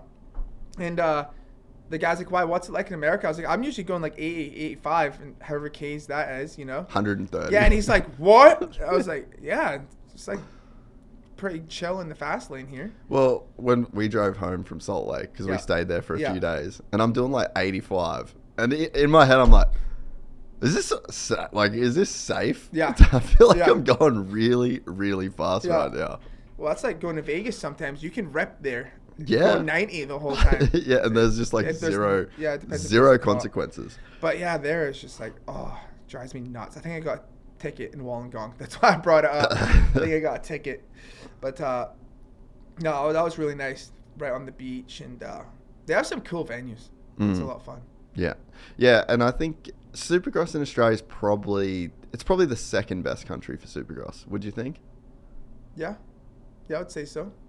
That actually has like a domestic championship, factory riders. Yeah, no, I think so. Well, I when I was younger, like in 2009, it was called a different series then, but like Chad raced it. Yes, Super X. Yes, and that was really fun to watch. I remember watching it back then. Burner, PJ Larson. Yeah, Ty Simmons. Hanny. Yeah. Did the next year in Jay 2010. Marmont. Yeah, so there was some like, it was good to watch. I watched all those and it's kind of funny. Like when I was younger, I was like, oh, I'm going to do all that when I'm older. Really? Yeah. And then here I am. No shit. Now you're the GOAT of Australian One Supercross. time. Didn't quite get 2 time. 1 time. But maybe we can get another one. So. Are you're going to go back this year for it? Yeah. Contracted already? Yeah. That's it. Yeah. Yeah, Yariv looks after is pretty good. He got his Airbnb on the beach last time, which was cool. And yeah, it was nice. Where do you stay in Melbourne, don't you? Yeah. For the most part? Yeah. See, I would like to do the Sunshine Coast thing. Like, get Airbnb there and right out there. Yeah. But I just like to stay close to the shop just in case something goes wrong with the bike. Mechanics are there, parts are there. You know, if I'm over there, it might be a little bit more Just need to get Pete on the program. He's retired. True. Just get him on the program. That'd be a bad deal. Because I kind of already, like, laid it out a little bit. Like, I talked to Luke Reardon. Yeah. He said I could ride at his, you know, and it'd be beautiful. Like, it's nice out there. Dude, obviously, that's your place. The Latimers. Have you ever ridden at the Latimers track? The Latimers had a pretty sick Supercross setup, and that's on the Sunny. That's what JB would do. Okay. JB would stay in the Sunshine Coast, and then ride at the Latimers. But he had like Duff out there with him, like he was doing the whole thing. Yeah. But that's the it would be cool. I mean, because how much longer am I really gonna do this? You know, so you got to make the most of it. But the racer side of me always kicked in and like. I was going to do it, and then I'm like, I got to be in Melbourne. I got to be by the team just in case, and like, you know. If you could get a good practice mechanic. Yeah, but like, even how do I get my biking shit out there? Yeah. Ship it, I guess. Yeah. Easy. Yeah. Troy Carroll ships, I think. I think that's what he does. Yeah, he's got like a freight company, I'm pretty sure. Maybe I could talk to him. I don't know. Yeah. We'll see. But either way. Yeah. Do you like the lifestyle in Oz? I love it. Best coffee in the world. It is, Best coffee. It ruined it for me here. Mm-hmm. Ruined it for me. I remember I got back from Oz and I had a Starbucks and it just tasted so burnt to me. Yep. The coffee in Oz is amazing. And just like the coffee culture, the food, the cafes, so good. I don't get it how it hasn't happened here. Like, it's avocado and it's fucking toast. Yeah. And it's coffee. Yeah. And you've got the machine and you got the beans and you got the milk. I love the cafes, especially on the beach and stuff. Oh, they're so good. You know, but then in the UK, you just have a big fry up. Fucking sausage, eggs, the whole beans. But there, it's like, I don't know, I just like the lifestyle and culture there. Yeah. People, right? They're just a good laugh. Yeah. Fun. Just good banter. It's so different, the work. Like, I feel I've lived here probably more than I've lived there as an adult. Mm-hmm. It would be pretty close. Mm-hmm. But I definitely don't feel like I'm fit. I fit in Australia from like a work point of view. Yeah. Because here, dude, you can grind. Like, America is the place to come and just grind your dick off. Yeah. And fucking work and make money and make shit happen. The American dream.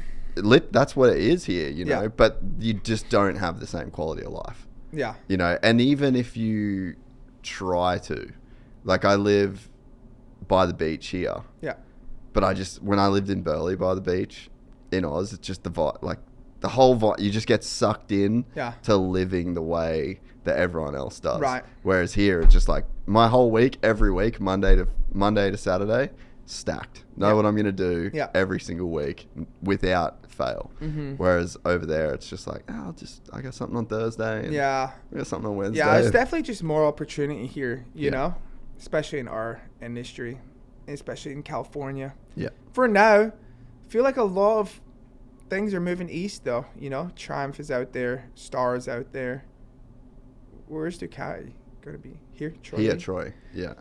But it's like, it was weird because when I was getting ready for Salt Lake and I was at the test tracks, it's like a ghost town, dude. I was like, this is weird. This is really weird. To be going into the last round and no one's there. Yeah, there wasn't.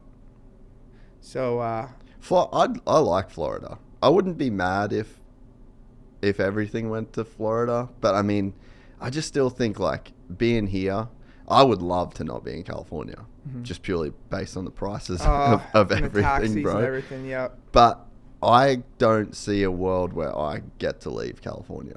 Yeah. Like, the amount of people that are just, like, we don't try that hard especially to get here in Orange County. I go to Doc G's, Cheeto comes walking in, you know? Someone else comes walking in. You know, it's just like fucking surfers, fighters, writers, whatever. Like, there's just so many people and opportunity for sure. It's just a different day and age. I feel like there's a lot of young millionaires now off TikTok and shit. It's a different world. It is, eh? Yeah. There's so many. How do they do it, though? Honestly, how do they make that kind of money? Bro, I got a guy. Other than OnlyFans. Well, so when I was living in Dubai, I met a guy over there from Brisbane. Mm-hmm. Super nice, like just a Aussie dude, right? Nerdy as fuck. Makes like 500 G's a month off Google Ads. Really? So like people pay him a commission.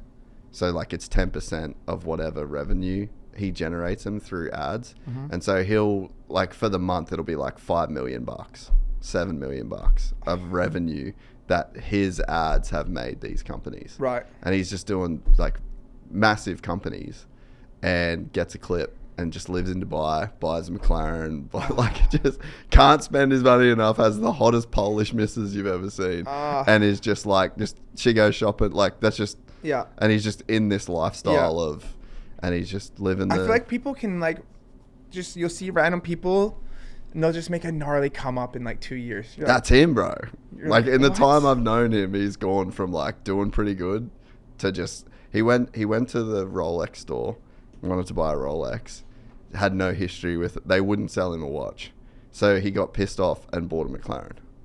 Must be nice. Like that kind of money. I'm driving my father-in-law's single cab with 297,000 miles right now. That kind of money to just be able to make that decision on like a game day decision to buy a McLaren.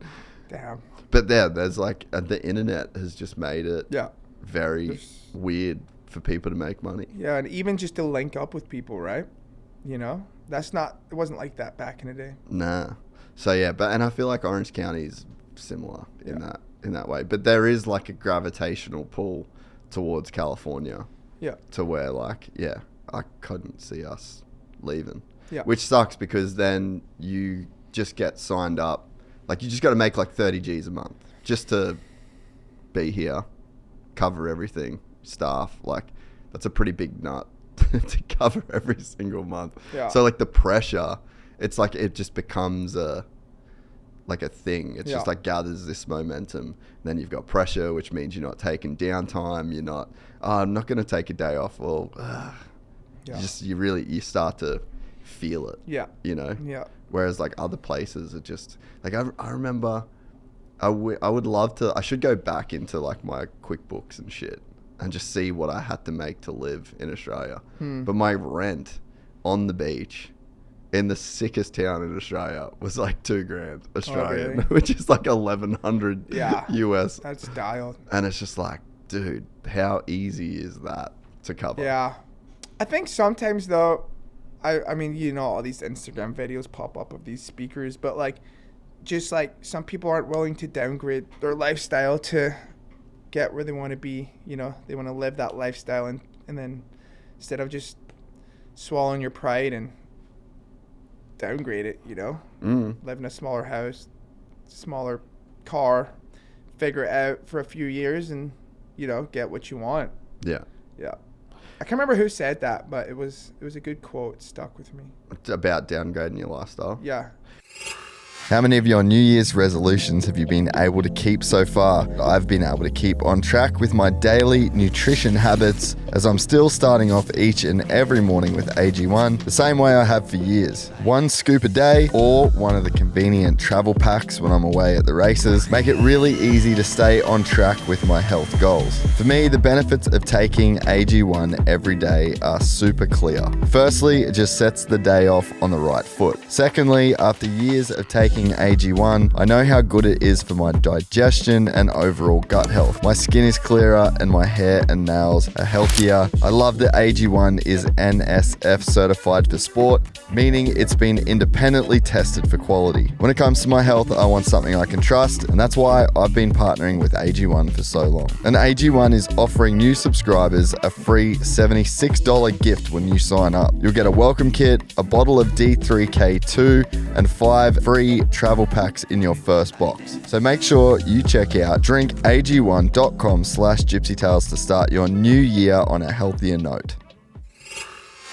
Bro, caring about what other people think is in that way is probably one of the most expensive mistakes you can make in life. Yeah. Like, how many people would you know? Probably like people you knew back in the day. That's like, they get a job out of school, they buy the nice car, they try and live in the nice area, they wear all the nice clothes. Like, you're just spending so much money to like look a certain way for other people. Yeah. Yeah. That's one of the biggest mistakes you can make. Exactly. People do it all the time, dude. Oh yeah. Just making sure, even That's what was funny. I got this HRC ride, and I had the Toyota Escondido truck. Well, Damien passed away a year ago, and anyways, when he passed away, the whole program, they, he really held that together. Anyways, so they took my truck away, and so I didn't have a truck, and I got back to California. So my Sarah's dad has a single cab. It was a work truck, and it's like I think it's a Chevy, and I pulled up. This thing's got like 297,000 miles on it, and I pull up with the HRC bike was sick though. Then I got the single cab. I was like, oh, this is nice. Like, it's a little humble truck, factory bike. I'm fine with this. I'm fine with this. So, no, I think like what you said, like not caring what people think. Like, if you're struggling and you're not making the money you want to, and you want to get to a certain place, and don't be fucking scared to just downgrade your lifestyle. Get a smaller car, get a smaller house, fucking live in a trailer. Who cares? And then grind until you get it, and then get back to where you want to be, right? Just make it temporary. It doesn't have to be forever. Yeah. Some people have too much pride for that. Well, and the other thing is like, they show people everything. Yeah. So, like, oh, why are you not driving your Lambo that you were last week? Why are you in a minivan? But even like, if you don't Instagram every part of your life, then you actually don't even have the pressure. Like, no one knows what the inside of my house looks like. Yeah. Bro, we furnished our house off Facebook Marketplace. Yeah. Spent probably $800, TV included, because we just bought all this hodgepodge shit. Yeah. But I'm not spending fucking 20 grand on furniture, dude. Like, because exactly what you said, where it's like a grinding time of your life. Yeah. I remember it was through COVID, and I sent a picture to one of my friends, right? And it was like my room, and I just had like piles of books on a table. I had like a door that I screwed some legs to. Yeah. That was a desk. I had an office chair. You remember the couches that we did the podcast on in Melbourne? Yeah. The Ozex? Yeah. Those porn couches? Yeah. So the double couch I threw away. Yeah. It cost like $50. We picked them up off the side of the road before that. Yeah. Before Melbourne. But the one single one, I just kept it because I was like, I kind of can't like throw this thing away, dude. So that sat in my room. And then my mattress. What was that, like the cock chair or something? Yeah. Yeah. That was my meditation chair. And so I had that, and then my fucking mattress was on a floor, and I like texted a pic to one of my friends, and he's like, dude, why don't you buy some furniture? And I just text back, and I was like, well, I'm not where I want to be, so why would I get comfortable? Yep. And it's like, I didn't mean to I wasn't like trying to say anything profound when I sent that, but I like genuinely, that's actually how I felt in the moment. I was like, I'm not where I want to be. Yeah. So why get comfortable here? Like you almost should be uncomfortable if you're not in the place where you want to be. Yeah. Because that's making this extra motivation for you to get out the hood. Yeah. You know what I mean? But it's true. But I think there's a thing that happens where, you know, you'll just see like random people that just Instagram every part of their life, which means like, oh, you're in your kitchen, so you got to have nice appliances, and you got to have this, and oh, you're in your living room, you got to make it look nice, and decorations, and Christmas comes around, and you got to have all the Christmas shit, and then you just end up with just shit on shit on shit to just look good for people that, who gives a fuck? No, I remember who that quote was. It said it was Gary Vee that said that, but. Dude, I'm genuinely just happy with like the simple things. If I can afford to go for lunch with my friends, grab coffees when I want it, have a roof over my head, everyone's healthy. Fuck, if you just put things in perspective, dude, you're living the dream. Oh, we're in the 1% of the 1%. You know, you're living the dream, and then you can get in a spot, you know, where you're not in a good mental place where you're at, you know. But then, like, you'll go through something kind of gnarly. Then you're like, dude, I was fucking happy where I was at. Like, that, I'm in a good spot, you know? Yeah. No, it's just like, right now, like, with my parents being sick and, like, with my mom, it's like, fuck, I'm lucky to have a family and have a roof over my head and have money in my account. And, like, I can go for coffees when I want. And, you know, sometimes you just stress the little shit too much sometimes. You know what I mean? Mm-hmm. Where it's like, fuck, just enjoy your life. Like, you don't know when it's going to end. So they say a healthy man wants many things and a sick man wants one. Yep. You know, if you can like keep that perspective through everything, you know. And yeah, it's like no matter what you have, I'm sure you'd give up a lot right now to trade for health, you know. Now, there was another quote. I don't fucking remember any quotes. There was one, though. It was like, would you take $1 million? I can't even say it. Was this the Jay-Z thing? It was something about your life, though. So then it's like, how much does your life mean to you? And there was like a trade-off, but at the end of what the quote's meaning is like, your life means more than the money. Like, would you sell? I don't fucking know. Just ignore me. It was really going somewhere good for a second, but I can't remember it. Well, when it's funny, like when Let me fucking Google it. When I had the fire, that I would have paid like I would have emptied my bank account to get my hard drives back. Yeah. So it's like the thing that money couldn't buy. That like it was a very poignant lesson that the things that money can't buy are the ones that you should really. That's what you should really be chasing and cherishing. Yeah. Because whatever money I had in my account, take it. Just give me back the drives. Yeah. Because of the things that was on it, you know, and the stuff that you can't get back. And that did put into perspective because you really can get like locked in to chase shit. Oh, you can for sure. But another random thing I was thinking about is like, what if the whole world just like went crazy, right? There was no Instagram, there's nothing. All we had was we're just humans. You know, it would just be interesting to see how much of the world would change. You know, if you had to just like, you just had to like rely on your survival instincts. You know what I mean? Pay them Instagram models be pretty shit. I was just thinking about that the other day. Like, fuck, they would be, it just. Could you survive? You take people. Would I survive? Yeah. I think I would. You would? Yeah, I think for food though, that like I don't know if we're going like spear fishing. Like I don't know if I can catch a fish like that. But yeah, you know when my back's against the wall, I figure it out every time. Can you build fires from scratch? No flint, no nothing. No.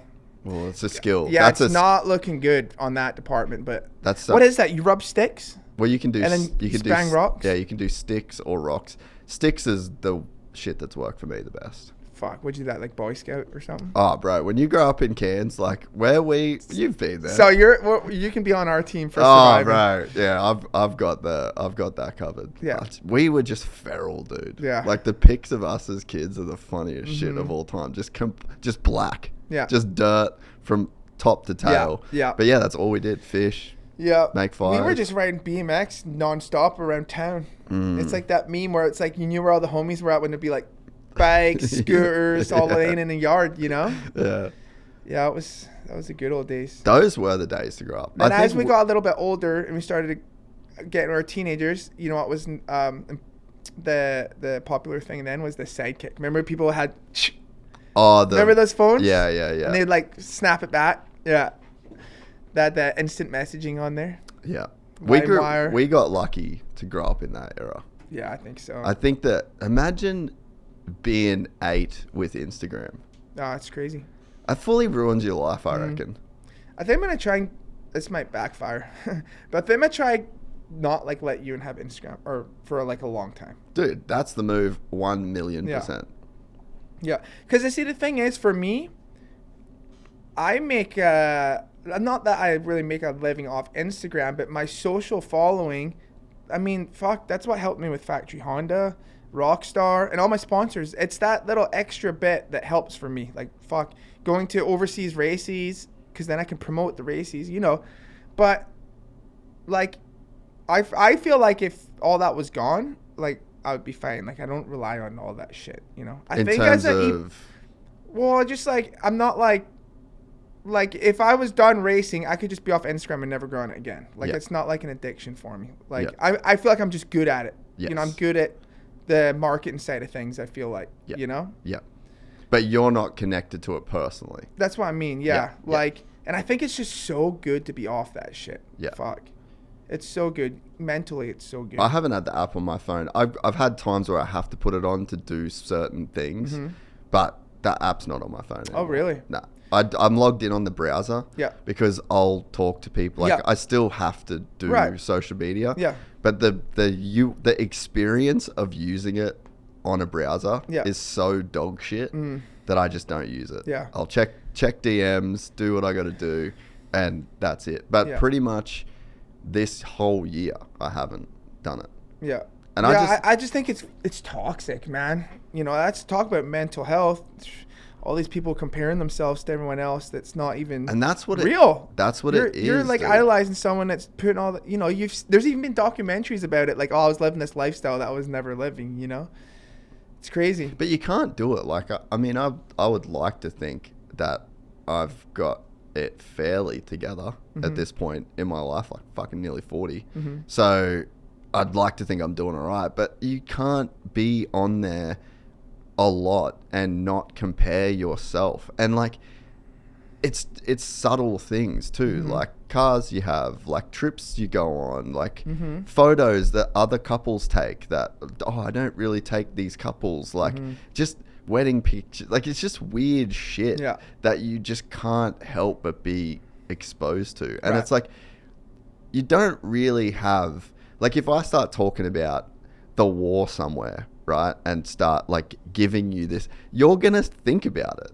Like, there's an input that comes into your brain, and I give you a stimulus, and your brain is just gonna do with it whatever the fuck it's gonna do. So it's like, why would you want to not be somewhat in control of the things that are coming into your brain? And like we like let this thing dictate what we think about. Yeah. With no say in the matter, you know? I just think even like me being a dad, like for you and like first off, there's fucking tits and everything on there, right? And I actually don't blame them. Maybe, you know, I take a peek. But no, like just like even just being the best version of yourself and just like your focus and stuff, you know, just staying off that shit, you know? I don't know. When you become a dad and you have a kid, you're like, it's so important. Like, you know that old phrase, like, you are who you hang out with? Yes. Like, that is a very true quote. Even if you aren't who you hang out with, eventually you will be, you know? And it's just like, oh, man, you just don't want your son to be you just want your son to be a good kid, you know, or a good person. But anyways, you brought something to me there. We can get a little conspiracy on here. Let's go. You ever just like driving and you don't verbally say it? You're thinking about it, but then like it will like pop up on your phone. Yeah, that's But you're not saying anything. It's not listening to you. It's like reading my thoughts. Or, dude, I'm telling you this. I don't know if it's because I pay attention more, but this shit's been happening more and more. Like, I was on my phone through traffic. Okay, I know I shouldn't be doing that. I'll look up, back of the semi. Stay off your cell phone. It kills people. I'm like, fuck. Good advice. I'm like, put my phone down. And then just like, they're just, you only think about something random and it just pops up somewhere, or like, I don't know. It's crazy. Well, you ever seen The Truman Show? Yes. Me and my buddies always have a joke that like, we're living in, hey, they're fucking with us today. The Truman Show's messing with us, so it's funny. But all right, so you want to go fucking deep. Oh, here we go. Theory, right? Let's go down the rabbit hole. This is what, at least when I was a retarded child, you got video games, right? And then I started off with a Game Boy. Then it went to a PS1. Yeah. Then it went to a PS2. Yeah. Then it went to a PS5. And like you'd start to play Sims, and shit just gets like better and better and better and better and better, right? So like let's just keep the curve going. Like at what point does it get so good that you can't tell that it's real or not? Mm-hmm. And okay, so then would you just say that eventually it's gonna get there? Would you agree? What do you mean? Like eventually, computer games and like that whole gaming thing will get so good that you couldn't tell that it's real or not. Yeah, I guess so. Like if you go from Game Boy. Well, I just seen the new Grand Theft Auto commercial, and I was like, holy shit, that's looking like pretty real. So like, let's say 20 years, 30 years from now. Mm-hmm. So then you go, and in science they say that's like the singularity. So like you get to that one point where it's like, okay, now you just don't even know what's real. Yeah. Imagine full Matrix shit. You get plugged in, and it's just like... I see what you're saying. So, this is the next level. Right. So when you go there and you get to that point, you could essentially like just make a little fake universe that becomes like your own... The blue pill or the red pill. That becomes your own Truman Show, right? Yeah. But then, so if you just agree that like, okay, at some point we're going to get there, at some point that will be possible. And then if it does become possible, you can just make infinity universes. And you could just like play out, we're all NPCs in the universe. And then it's like, okay, so what are the odds? What are the odds statistically that we would be in the zero base universe, base reality, that was the one that made that happen? The odds of you being born in that zero reality are like practically zero. Do you follow what I'm saying? You went pretty deep, not gonna lie. Do you follow me? So if you I'll be honest, I got a little. You would get me a little. I was gonna shit you straight here. No, that's fine. We're going deep there. So, but all right. So, like, you go, okay, we're in this world that's creating to the point where you get to the point where, like, you could just build a reality and not even know that you're not in reality, right? Mm-hmm. So then, if you get to that point, you could just spawn like infinite universes. Yeah. And then, so what's the odds that me and you are in the original one? See what you're saying. So that's when you're like Truman Show shit and shit gets real weird. You're just like, huh. Yeah. Am I in the fucking first one of these, or am I in like the 500 millionth one of these? Yeah, I don't know. It's like because what are the odds? You know, like when you have a bad dream. You know, you're like about to rear in a car at 120 miles. You know, you're like, I don't know. Why does it wake up every time? Why don't I just go through with it? You ever try to throw a punch in a dream too? It's like, you can't. But never feel power. But that's the first. Have you been in like a proper fist fight? Yeah. That's like at least for me, dude. The first few times I was ever in a fight, felt like I was fucking swinging a feather at the guy. Eh? Oh, really? I cracked so hard. Really? No, I didn't get cracked. I went to crack a guy, and I punched so hard. Like, I fucking went for the haymaker, dude. And I missed. And I had shoulder surgery not that long ago, and my shoulder just went... And I was like, fuck. And then, hey, if it would have connected, though... Dude, I just saw red, bro. Yeah, nah, fuck. And then I was actually doing all right. And then there was like, it was on dirt and then it went on the pavement. And my heel, like I was kind of stepped back and my heel touched it. And I fell back. And then so he came to boot me and I just bear hugged his legs and pulled him down. Where was this? It was Old Town Temecula. No, yes, bro. That was a good little scrap. That's the first flight I got into America. Was it? Yeah. Yeah. Guy was just at the bar. I was with a chick, and then I went to the toilet, come back, and he just like, I wanted no trouble. I didn't know the girl. Like I was talking to it. It was like a random thing. Yeah. And he's like, "Am I with your bitch?" That's what he said? Yeah, and then the guy in my face, and I was just like, crack, just hit this dude for just saying that. And then like 4 guys just... Oh, really? What bar was it? It was like one of the ones...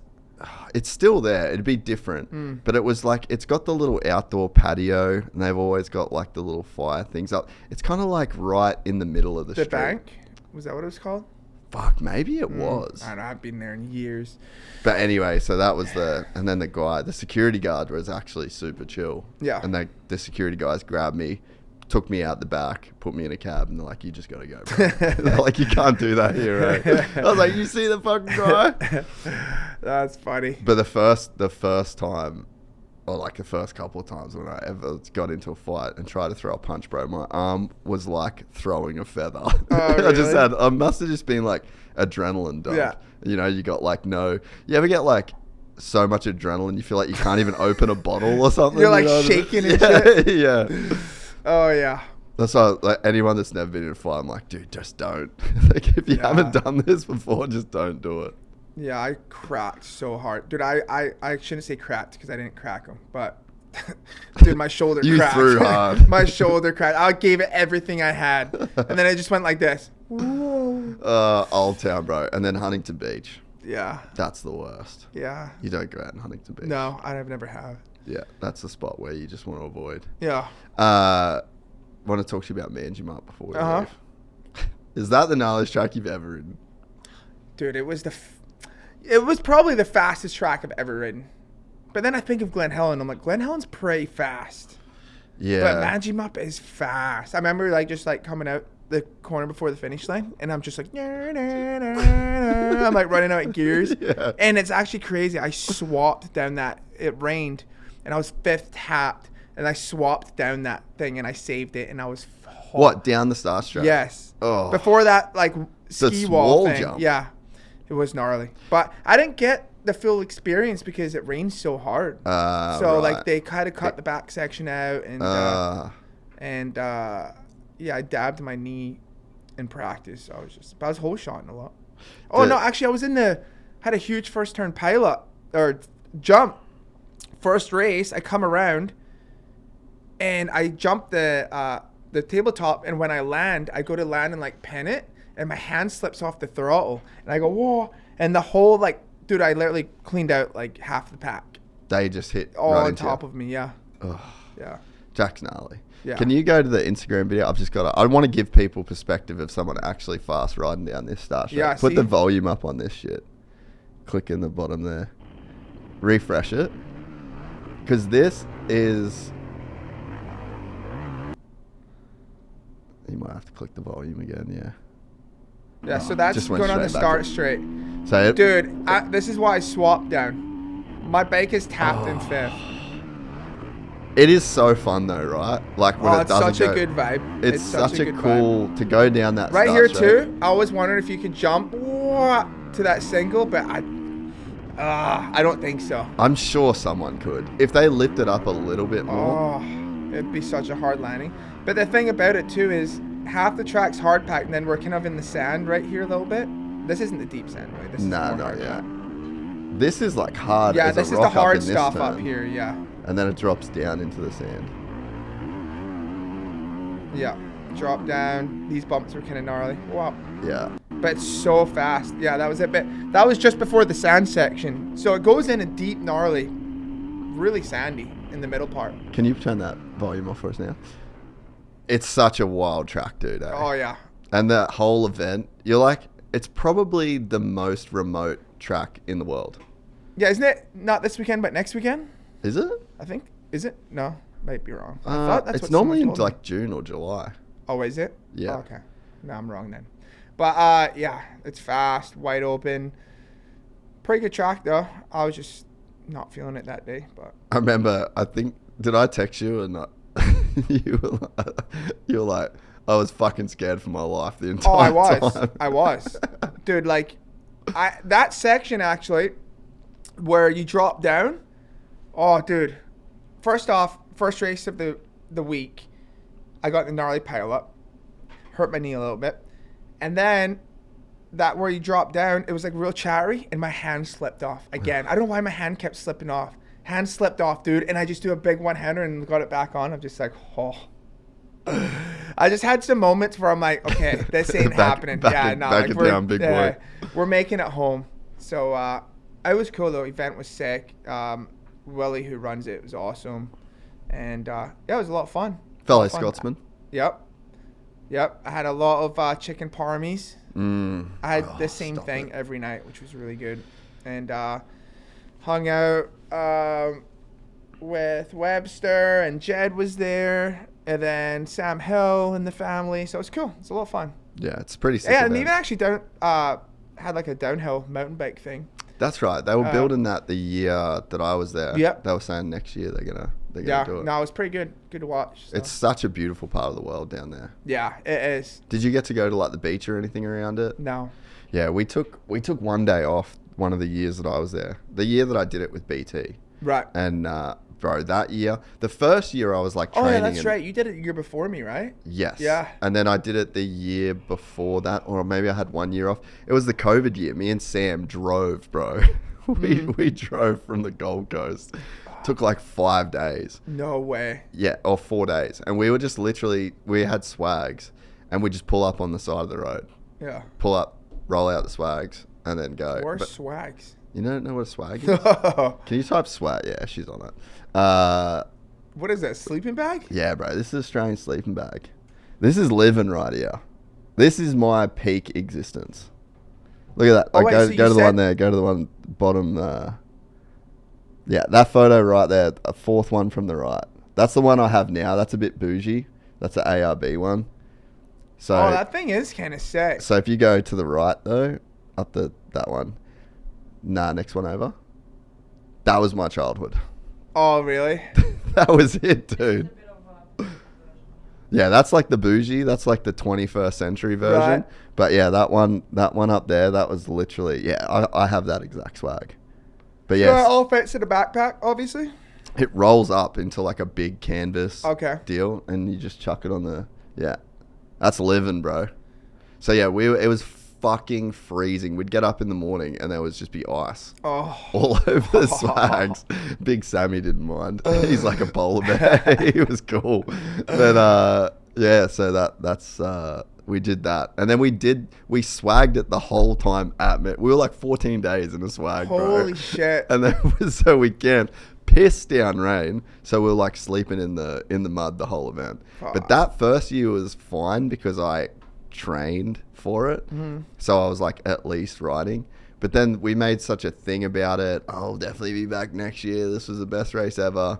And then everyone's like, "Yeah, you're going to Manji, right?" So I flew in for that one, rode Sam Hill's gas 450, probably rode 40 minutes in like 5 months before the race, and sucked so bad. I literally pulled over.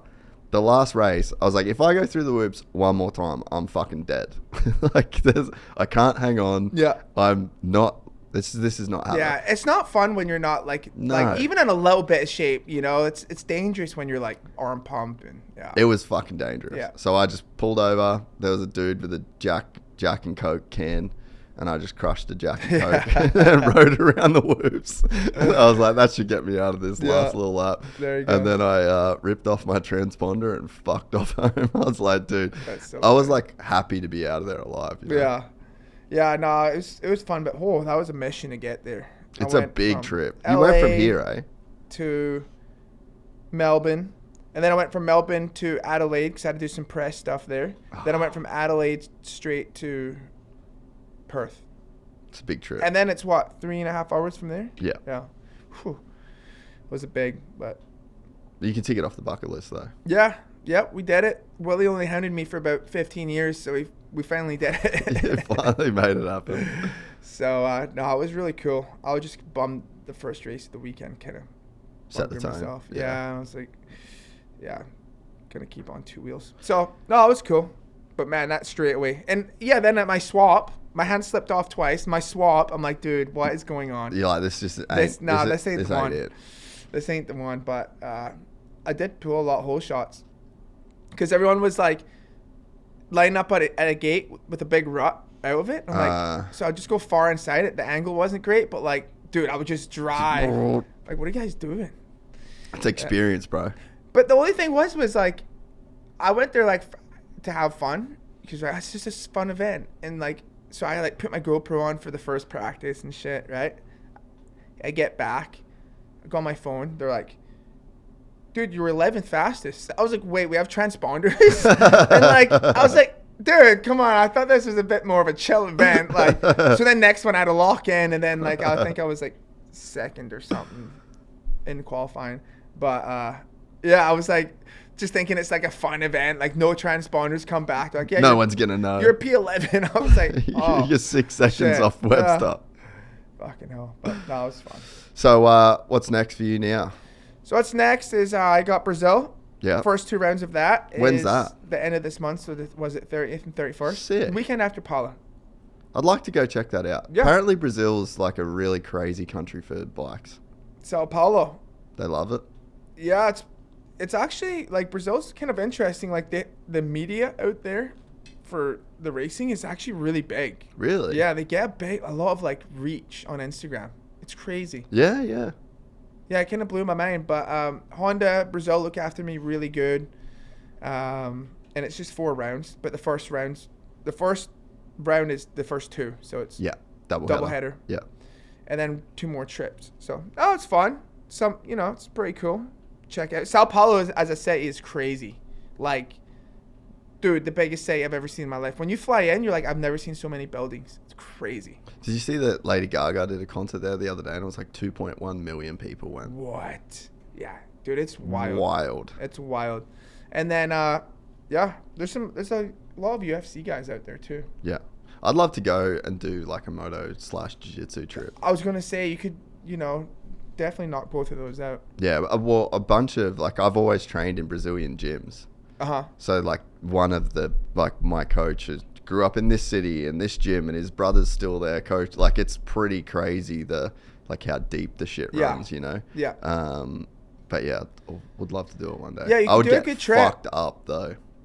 They would beat the shit. Oh, yeah. Yeah, like, it would be tough training. Yeah, but it would be cool to do it and get some moto in there as well as, yeah. Fucking, there's one guy that's really good that's local, smokes cigarettes all the time. I want to say he just fought. He's really good. He just fought someone, and he did the. Who are you talking about? I think he might have just fought Ian Gary. Oh, in the UFC. Yeah. Yeah, right. Because Ian Gary did the cigarette, and then he put it down and smashed on it. You seen him do that, right? Yeah. No, I missed that fight. I can't even remember who the guy was, but he's really good. I'm really good with my quotes and my names. Yeah. I'm losing it. Earl's kicking in. Yeah. Dementia. So what's after Brazil, Australia? Got June off. You doing any outdoors to get SMX points? No. No. That dream's over for this year? I mean, hey, if they want to throw me in the LCQ every weekend, I'll do it. Yeah. Depends. But yeah. So if we'll see how the points look, but yeah, I'm not doing outdoors. No, I did that last year and it was horrible. And then so I have June off, and then I race in Abu Dhabi July 5th, and that's for the final round of the UK Arena Cross. Yep. And then from there I fly to Brazil, race that, and then I have the rest of July off, and then I race once in August, and that's it. And then we go into Australia, Yeah. So it's like good because it's like 1 or 2 a month. Well, June's completely off, but it's 1 or 2 a month the whole time. Keeps me busy. Living the dream, brother. Yeah, it's good. Well, I appreciate you. No worries, mate. This Glad to awesome. be here. Nah. Glad to be here. Thanks for coming, eh? Yeah, no worries. Anytime. It's good to do one in person. We could do a good one, like a good, maybe we'll see how we're looking, but like a voiceover would be good. when we're watching Supercross. What do you call those? Oh, Supercross companion. Yeah, bro, yeah. you have an open Because invite. I enjoy watching like the racing and bullshit. It's good. Dude, those things are so much fun. Mm-hmm. I just wish we like lost a bit of momentum with it. Oh, But it's really? Like, it's just like hard to do, and people like to drive here, but fuck, it's fun. Yeah. Do you do it in here? Yeah. Look at the TV, bro. Oh yeah, duh. Yeah. We just sit in here and chill. Mm-hmm. I've got some Renault stuff to hopefully just keep the, Yeah. keep it going. But you always have an open invite here, bro. Yeah, that's a good one. I'd like to do that. Yeah. Maybe for, probably be at SMX. Yeah. That's the other thing too. Like, fuck, going to them when you can And just outdoors be is here a and little watch. long. Yeah, to do it it on is. there. Yeah. Sorry, So- go ahead though. No, I was just gonna say that's just why would you go when you could just sit and bullshit with the boys? You know what I mean? We'll see. You know, we'll see. Have you got offers for next year? You're saying people are talking. Yeah, I've got some interest. So Anything worth pursuing? yeah. Pretty good. Obviously I can't talk about it, but Tell me. I like what I'm doing. Yeah. You know, I do like my schedule right now. Dude, and I think it's like you get a lot out of it. Yeah. Like I follow everything that you do. Yeah. You know, Yeah. you're one of the guys that's really figured out the sponsor side of Mm-hmm. the business as well, and like you said, the social media and the YouTube stuff. Yeah. So like It's the whole deal, you know. You do the merch, the YouTube, your personal sponsors. So shout out to Aunt Berry Farm. Yeah. Yeah, looked after me this year. So yeah, I don't know. Just gotta figure it out for next year. I don't have anything done yet, but I do like what I'm doing. But if what I have on the table, I've got some thinking to do. Let's just say that. We'll see. See what happens. Well, we'll leave it there. Stay tuned. Stay tuned. Stay tuned for the next one. That's it. Dean Wilson, ladies and gentlemen. All right. Thanks, guys. If you enjoyed this content, please like and subscribe. And to listen to the full 3-hour podcast, search Gypsy Tales in your favorite podcast platform or click the link in the description below. Gypsy Gang.